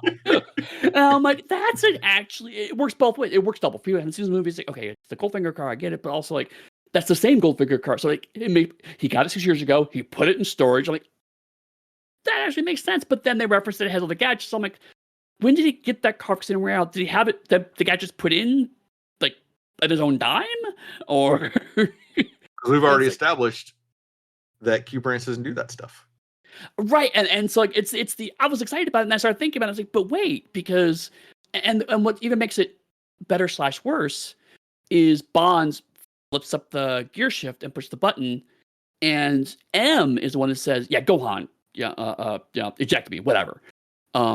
Which is a funny line because it's like we all know what that is, and M is aware what that is. But it also brings up the larger point you just pointed out, which is like, how would M know the ejector seats are a thing? Timeline issues. And Right. to another extent, is the car isn't destroyed at the end of the movie. Right. The interrogation scene though with Silva is fantastic. Mhm. Although then it leads into the I think a trope that we've continued to touch on when Silva like takes out his dentures essentially, Yep. and his whole face kind of. Yep. And hey, disability means you're evil, right? I don't like that. Yeah. But visually, it's a very strong moment. But again, it's funny now that you mentioned it feels like two films. I'm talking through, I'm seeing it much more because this whole Hong Kong backstory stuff comes out of fucking nowhere, right? M makes a passing reference near the beginning of the no, I'm sorry, Tanner makes a passing reference near the beginning of the film when Bond's recovering about the M thinks this is something that happened in her past career, and then we ignore that plot thread for like the entire Bonds film in the middle of the movie, and then it just gets picked back up. And it's not the first time they've used this beat before, because in the Pierce Brosnan era, there's another film directly related to M, who had done something in her past career, and like the main villainess in that movie. That's a movie that has the guy from what was it? What's his name? He was in Stargate Universe. He was also in that CBS fairy tale show. And I can't remember the movie from like the 90s he was in that was like the drug show where he was a gangster. Anyway, I could talk all of his movies. I can't remember his name. Bad guy in that. And it all relates to M and like her backstory. So another movie that does that here. That movie was not a good movie, so don't watch it. Fair. It does also kind of really reinforce that these two M's are distinct characters. We talked about that before. Like we knew they were distinct characters, but this really cements that because she couldn't possibly have been betraying Silva in 97 if she was James Bond's boss in 95. Yeah. So it's but I love the scene itself though, like the intensity. It's like you can see actors watching actor. Yeah. Yeah. Although it is also the return of one of my favorite dumb tropes, which is this guy's really scary and really, really dangerous. Let's put him in a big glass cell. It's like it didn't work for Magneto. It didn't work for Loki. It doesn't work for this guy. It doesn't work. Why do you keep doing this? It's because it's visually interesting and you have to film it. I get it, but still. Anything else about the MI6 before we actually move to like the Parliament building where the big fight scene happens? Let's do that. Yeah. So it was interesting seeing like the essentially MI6 on trial, like thing continues, and you get our primary future new M who we don't know about yet, helping out M, even after he's tried to like gently persuade her to retire before so it could be graceful. So it's reinforcing that character as being a stand-up person. So if you didn't know before he was going to be M, with the last name Mallory that they've said multiple times, and there's an implication that M is based on your name from Casino Yep. Royale. Mhm. Right. Although, our M's full name is revealed, I believe, in a future movie, actually. And it turns out, yes, it's based off of her first name. So, once again, M is her first name, but Mallory is his last name. So, once you see it, you can't unsee it. And it's a nice gun battle in there that highlights our primary characters versus our tertiary security characters. My job is to run out in the open, be shot, so that you, a named character, can have my gun. Right. But I mean, I did like that. There, again, there's a lot of feel of they wanted to make a spin off of this, right? Like, they once again reestablish yet again that Eve is a great agent, but also give Mallory a moment to kind of go, no, he used to be ex SAS. Remember that bit? That there's a real reason we mentioned that, because Mallory may be older, but he can still kick ass. And I like that. It's you become emotionally invested in these new characters that we're introducing in a pretty fair clip. So it's a case of like, okay, so if we do another movie with these characters, you'll feel invested in them. Mallory, you're not mad at Mallory because you're replacing the M. Here's a new M that I like. And we get Moneypenny being a badass here, which is another great thing to see. And Yep. you get the fact that Bond trusts Moneypenny when he kicks Moneypenny the gun when he sees it to get back up. Yep. And we Right. get a fact of Bond being Bond, where he winks at Mallory before he shoots the canisters to create like a thing. Like that's the Bond that we know. And that's the Bond who I personally, if I was watching this, would have liked to have seen Daniel Craig become.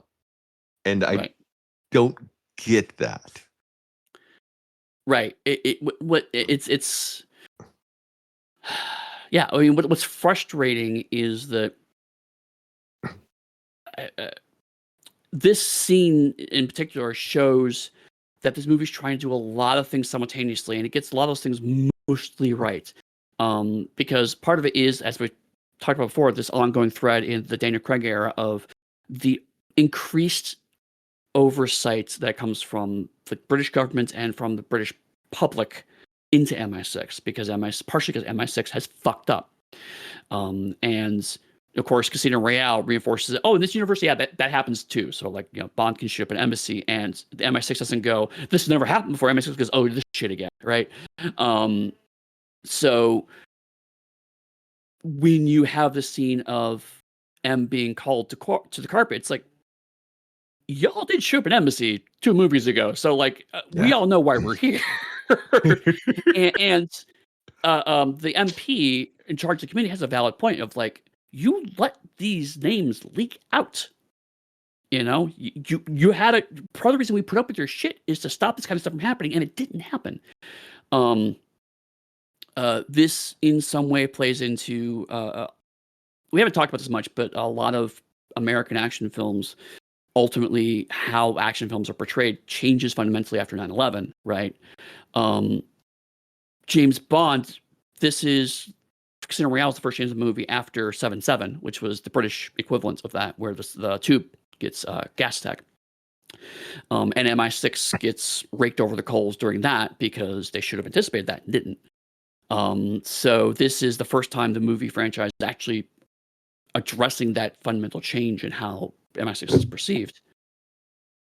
And then the movie does have the sheer effortless chutzpah to go from that scene of MI6 to be held more accountable to let's have these MI6 characters just shoot around in this the halls of Parliament, and James Bond being the sauciest he's been, in a minute in this movie, and goes, yeah, these can coexist, right? So I think it's to the point of your frustration of like, these can coexist, but this movie just doesn't quite manage to knit those together.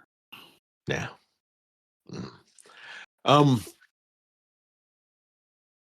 Instructing Q and Tanner to leave an electronic trail for Silver to follow, Bond uses his Aston Martin to take M to Skyfall, his childhood home in the Scottish Highlands. They meet Skyfall's keeper, Kincaid, Stupid Joe Connery. And the trio rig the house with booby traps, a la Home Alone.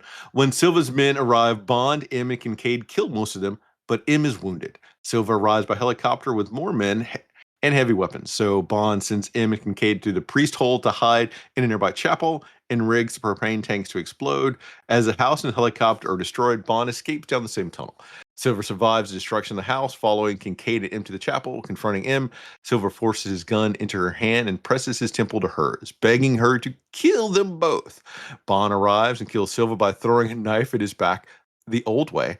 M then succumbs to her wounds and dies in Bond's arms. Yeah, this is the part when I first saw it in the theater, I was like, fuck this movie. Eddie, it's Home Right. Alone with guns. Right. I watched this like, how is this in any way, shape, or form a Bond movie? Now, I mentioned before, we focused on the wrong part. And the wrong part we focused on when we first saw the movie was James Bond doesn't need a backstory. I don't care about his childhood home. I don't care about his parents. James Bond shouldn't have this stuff. In retrospect, this is a logical conclusion for the orphan plotline set up in Casino Royale, right? Of course, inevitably, Bond's going to Now, run into this. this is a logical conclusion set up from GoldenEye, where Pierce Brosnan talks about his parents who died in a skiing accident, was the first time that came up. Right. So That's another piece. Yeah. It's the at the time I was mad about it, but you're absolutely right. The Bond movies themselves, the text of the Bond movies point out that no, this is a thing that matters. So of course we're going to reference this. Um, wibbly wobbly, timey wimey.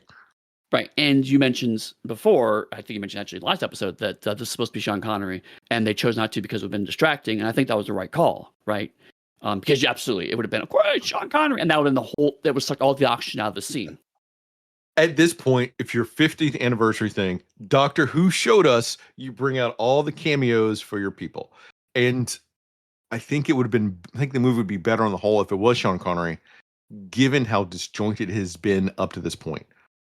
Well, and then that's okay. So that's I'm gonna jump ahead slightly, but like this is the actually, you know what? I mean, the last little bit is just M's funeral. So maybe we should just go through that and then we'll talk about the whole movie. Because All I right, mean, let me do that. Falling's been funeral. Money Penny formally introduces herself using her last name. Shocking. No one in the audience. To yeah, Bond and tells him she is retiring from field work to become Mallory's personal assistant, the newly appointed M. Bond meets Mallory and tells him he's ready to get back to work because he's not too right, old. He's not retiring. He's not done with this shit. He's not throwing away a Spider-Man mask. I got a whole bunch of these I could go on for like an hour right. with. Which is hilarious because everyone thought this was gonna be the last James Bond movie. So it's like I'm ready to get back to work, and then it would have been the last movie. It's like what? But of course, he does go back to work. So like we talked way back when we covered the we did our first Patreon episode and we did the Doctor Who special from the 13th Doctor. 13th Doctor? Did I remember my math right? No, 12th Doctor. No, 13th No, Doctor. you're right. 13th. It was Jodie. I because of timey-wimey shit, it's but anyway, we talked about how it was like the it felt like a big dumb anniversary special, and that I said I like big dumb anniversary specials as long as that's clear what they're trying to shoot for, right?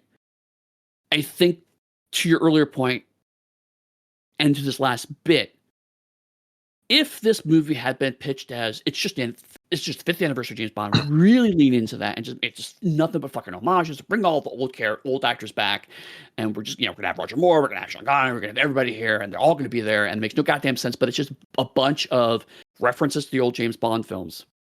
I would have been fine with this movie. If this movie had said 50th anniversary came and gone, cool, great. This happens to be the 50th anniversary, but it's just the next logical movie in the new continuity we've established. It also would have been fine. It is both and therefore neither of those things. Right? Which is hilarious because when I first watched it, the Austin Martin to me was like, this is the most obvious shoehorned cameo in the whole movie, and it turns out after watching it, no, actually, that's actually the one that has Yeah. continuity because he did win that car in a poker game. Even if they didn't want to go all out and bring Connery back, who it should have been, they could have fucking brought George Lazenby back. Who the fuck knows what George Lazenby looks like Right, other than Bond fans? right. Bring back Pierce All right, Brosnan George. as Mallory. I mean, have him be M now, right? Whatever. Um, and so I'm in a weird place with this movie where um I'm not. We said before it's not a bad movie. In fact, I would say arguably it's one of my favorite of the later era Bond films. Well, Because there's a lot of the Bond formula here, but it's so disjointed and so crammed in. It's hard to extract this is Bond formula versus this is cameo or homage. yeah. Whereas Casino Royale, which was intentionally trying to not be the traditional Bond film, has more of the DNA actually embedded in it and feels stronger as a result. But this movie is just way more fun to watch. And a lot of it, to be perfectly honest, is because of Eve. Eve is And fantastic.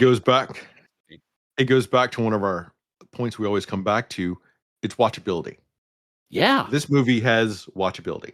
Regardless of how much someone may love Casino Royale, almost everyone I've talked to says Casino Royale is their favorite Bond movie. But if I Yeah. ask how many times have you seen it, I saw it once or twice. Right. How many times have you seen like Skyfall? I've seen it a couple times. I've seen it. Or how much have you seen like this bad Roger Moore film? A bunch of times. Right. Because it's watchable. Right.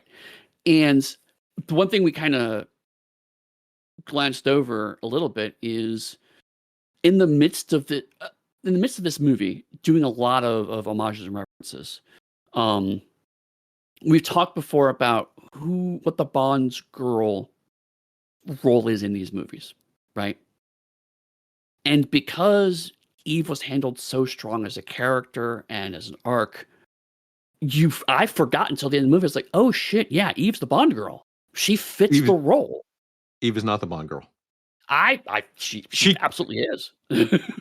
You know what? I will say that there's frequently two Bond girls in the movie. Eve would be Yes. one of them, and Yes. M would be the other one. M, really? M is the Bond girl in this movie. M is a primary Bond girl. I'm Don't curious think what that about are. her. Don't think about her as Bond's boss. Think about her as Bond's driving force in the movie. Bond spends all this time trying to save her. Because if you go back and look at like any of the Pierce movies, the one I was talking about, the Bond girl in that is the villain. Pierce comes in to be her bodyguard protector, tries to save her throughout the thing. For Right. this, Craig goes in trying to save her and everything else. And M goes through the different beats of a Bond girl, other than having sex with Bond, but they have a strong relationship. Huh. Okay. So, and Bond movies frequently have two primary Bond women in them. And I see your argument for Eve, but for me, she was overshadowed by M's role as like that thing. And we can even go back to Goldfinger, where we had the sister show up after what's her nose was killed in a hotel. Same sort of model for that. That's a model that M is following in this film. Right. And certainly I was very much thinking Eve in the sense of, so first of all, I agree with you. Like, we say Bond girl, but you're right. Especially after like the fourth, fifth movie, two Bond girls in the movie are pretty common. So that's a completely fair shout. I was thinking more the very traditional role of the either rival or associates, female secret agents. And because of the way that Eve was handled, it's like she fits into the role, but I think to your point, you don't even notice it because she's just so well written.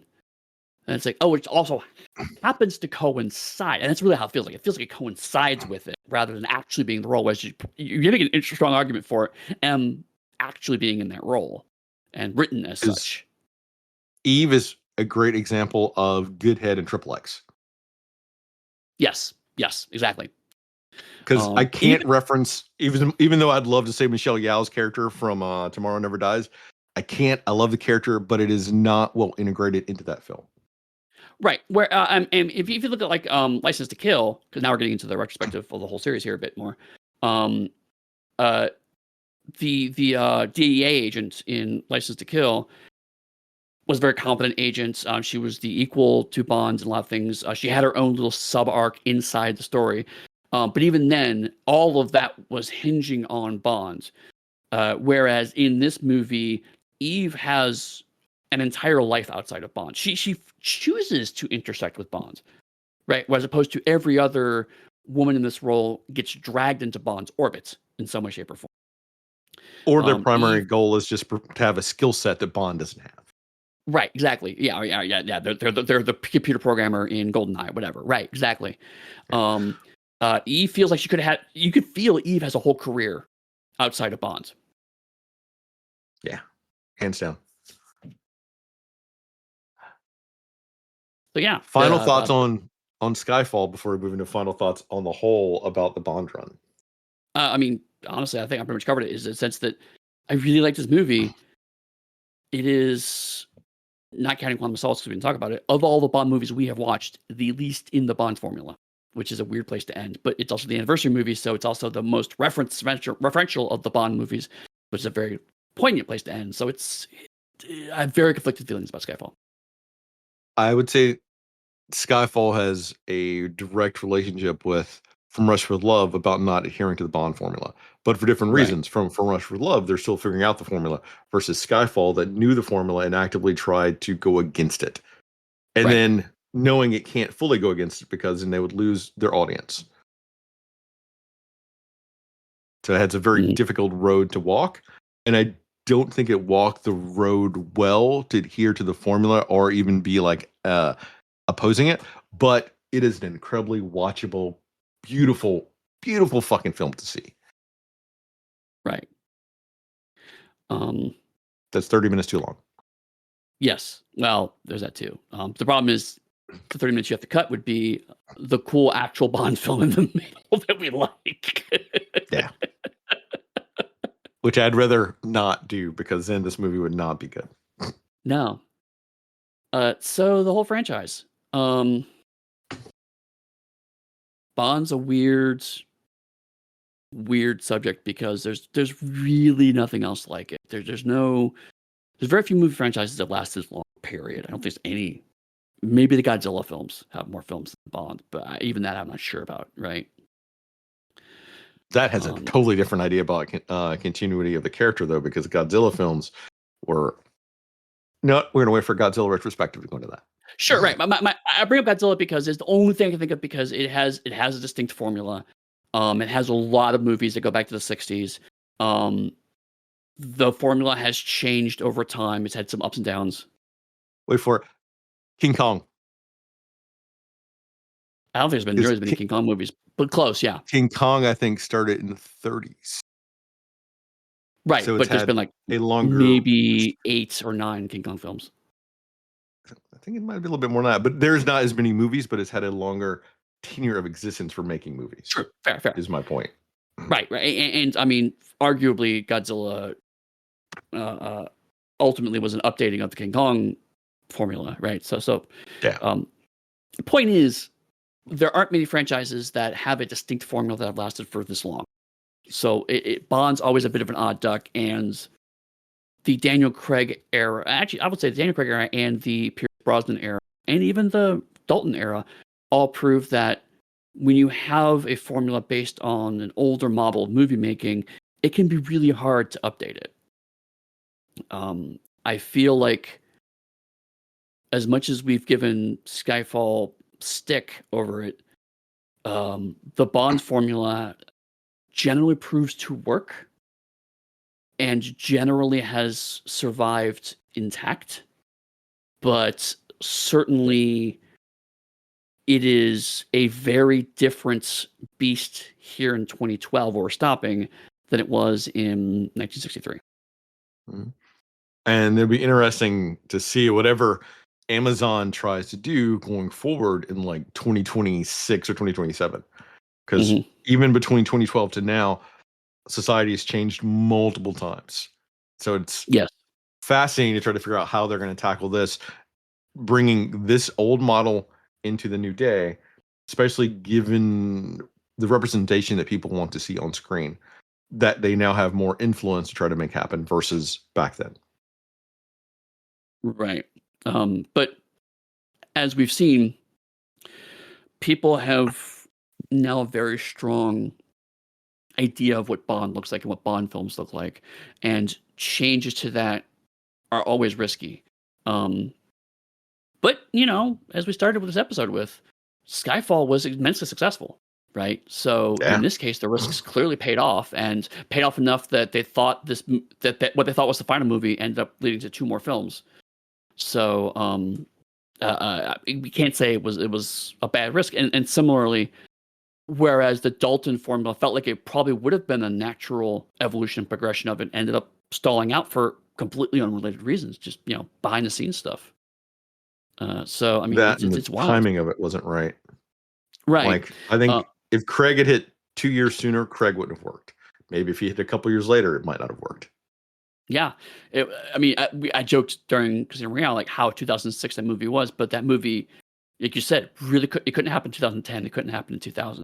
It had to happen in 2006 for a lot of reasons.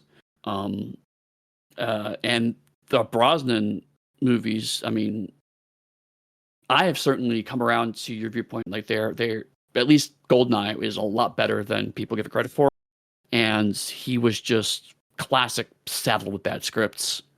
Yeah. God, to think if he could have gotten some of the scripts that Craig had gotten. Oh, all right. Here we go, Eddie. This is it.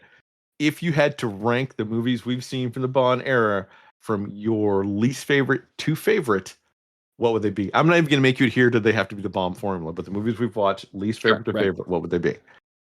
I'm trying to. There's 8 of them, so I'm trying to remember them all. But I mean, I can pretty confidently say, as much as I enjoy watching the Roger Moore movies, I would put them pretty firmly at the bottom, right? Like Moonraker, dead last. Spy Who Loved Me, right above that. Movies we didn't cover in Roger Moore era would probably be around or even below Moonraker, because Live and Let Die can die in a fucking fire. But after that, it gets weird. As much as I hate to do it, I feel like License to Kill is probably going to be third bottom. I did like License to Kill, but it is too deviant, too much of a change from Living Daylights, and it's of its time in a bad way.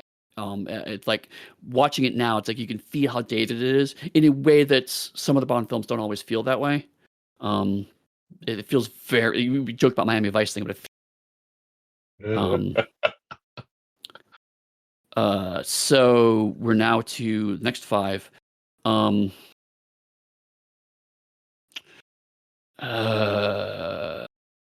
hard now, didn't it?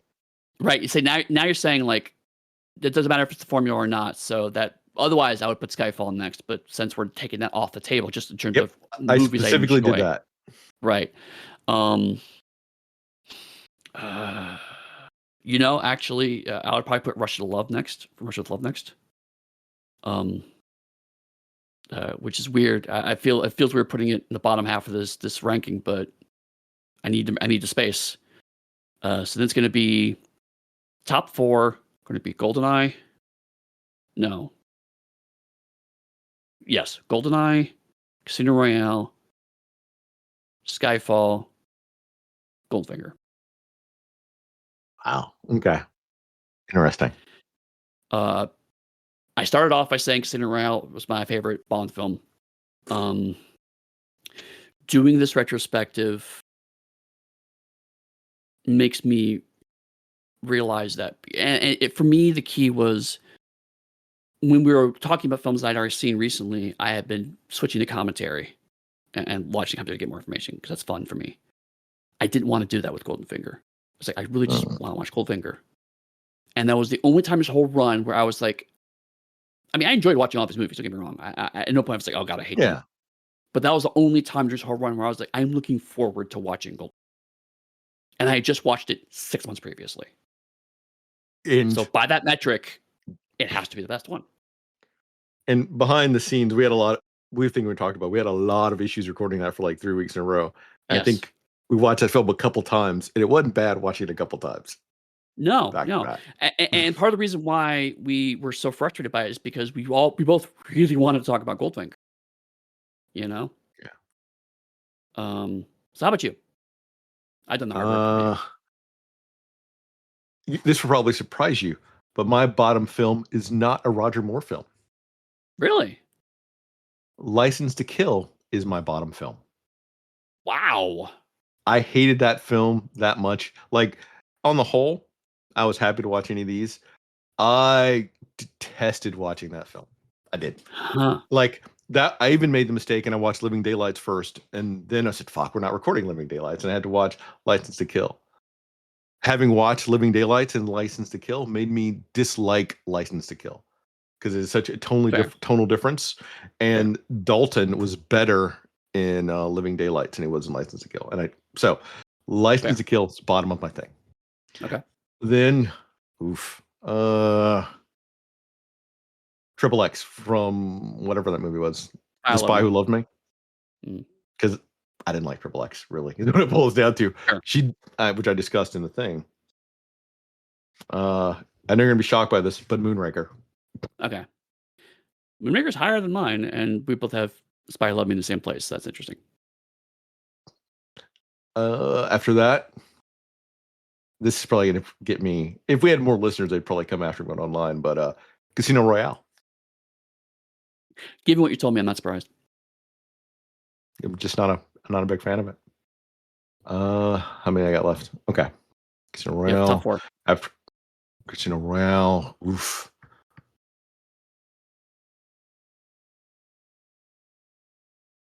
From Russia with Love.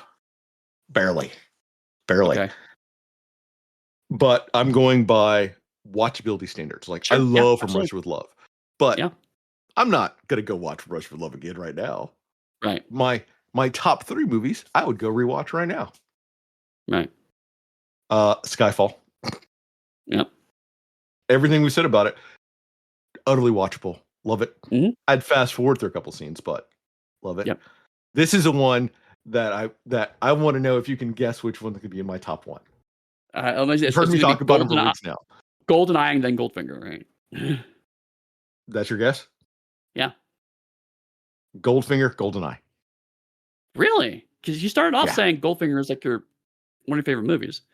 Now that we've done the retrospective and we've talked about everything else and having rewatched them so close together, I still love Goldfinger, but I like GoldenEye from a more modern sensibility standard of it. And that would have me go and rewatch it. And I already mentioned my big man crush on Pierce Brosnan, so come on. Right. And I loved God, I forgot her name now. Like, the female villain in that movie was so over the top. Oh, on like, the top, I loved it. And my man crush on Ellen Cummings. So come on, Eddie. There's like too many great pieces of that movie, and it adheres so much to the Bond formula. And nothing we've seen, to me, beats that fucking tank scene of Pierce Brosnan popping in and out of the tank, driving through. Hands down. Right. I mean, it's fun to rank these things just because it's fun to think things. But like, to be honest, there are very few of these movies, of these 8 movies, I wouldn't watch again at some point.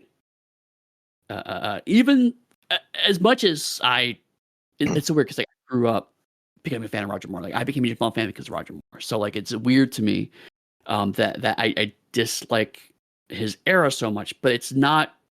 I would still watch them. I'd still enjoy them. And in fact, there's a few of them I still haven't watched yet that I plan to eventually watch. It's not like I hate this. It's just I could watch if I wasn't trying to make my way through all the movies, right? If I was just like, I want to pick a Bond film to watch, he wouldn't be one I'd go to. But if it was on TV, I'd watch it, kind of thing. So like, there's very few movies I wouldn't watch. With that in mind, when someone says James Bond, who is the first person you see that comes to mind for it? I'm Really? mad. Nope. No, I'm mad at myself because you're gonna make fun of me for this. It is Pierce Brosnan. I love it. Oh, Right. Because as much as I enjoy Daniel Craig artistically, I don't think of him when I think of Bond. But to be fair, some of that is because Benoit Blanc has just blotted that out of my memory, right? Like if you'd asked me yeah. 10 years ago, I may have a different answer, right? But when I watch Pierce Brosnan in anything else, I still think of him as Bond. Yeah. Every other actor that has played Bond, when I see in something else, I don't think of them necessarily as Bond. I only go, oh, that guy also played Bond. But whenever I see Pierce Brosnan, I always go, oh, that's Bond playing somebody else. I'm much the same. But so it goes Pierce, instantly Bond, then Connery, Bond. But now, as bad of a movie as it is, I still think of Connery whenever I see him initially as a Quartermain from that horrible Leave Returning Gentleman movie. Leave for Gentleman, yeah. To be fair, he's Or really... I think of him from when he's wearing the red underwear in that 70s sci-fi film. Xandar? No. Something like that. Wow. Yeah. To be fair, League of Strange Gentlemen was a terrible film, but he was the good casting for that particular. Yeah. Turn down Gandalf for that though. Any final thoughts on this entire James Bond thing as we've run a little long, I think, even for us? No, I think that's pretty much it. But I can talk about what we're gonna do next if you'd like. Do we want to tell them so they can be prepared for it? All right. That's what we do usually. We don't have a All whole right. buffer of wrap up anymore. We don't do this anymore.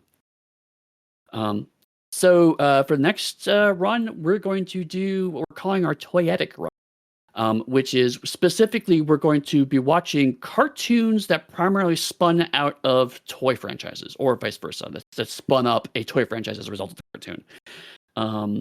So we're going to start with probably one of the most iconic toyetic cartoons, which is the original 1987 Teenage Mutant Ninja Turtles. Normally, I would also give you the episode titles. Sadly, I did not do my homework. I have not prepared that list for you. So check the show notes next episode drops, and we'll list them on there. So apologies for that. But we're going to watch some cartoons. It'll be nice. It'll be a nice break from the seriousness of these Craig movies to go relive our youth a little bit more. Exactly. So if people want to talk to you about James Bond, where would they find you? You can come on Blue Sky, find me at dark_Hugh. You come to my Patreon and give me money if you want to help me continue my writing and help me continue to pay for all the fees for our podcast at Harlem Unbounding. What about you? You can find me at pugsteady.com. That is my website. That is where you can find me on Blue Sky. You can also find me on the Darker_Hugh Discord. And feel free to, as always, we say, if you have something you want to see, let us know. We do take them into consideration. Sometimes we do them. Sometimes we put them on our backlog. Like the toyetic run is something that a couple people have mentioned. So like it's something that we do eventually get around to them, or we just decide we don't want to do them. But we do take it into consideration. So if you have something you want us to talk about, please let us know. We'll do our best. But with that, we will see you next time.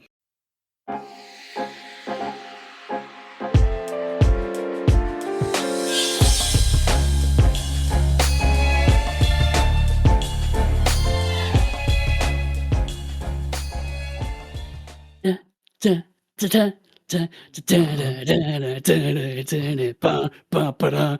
I'll put music in here later.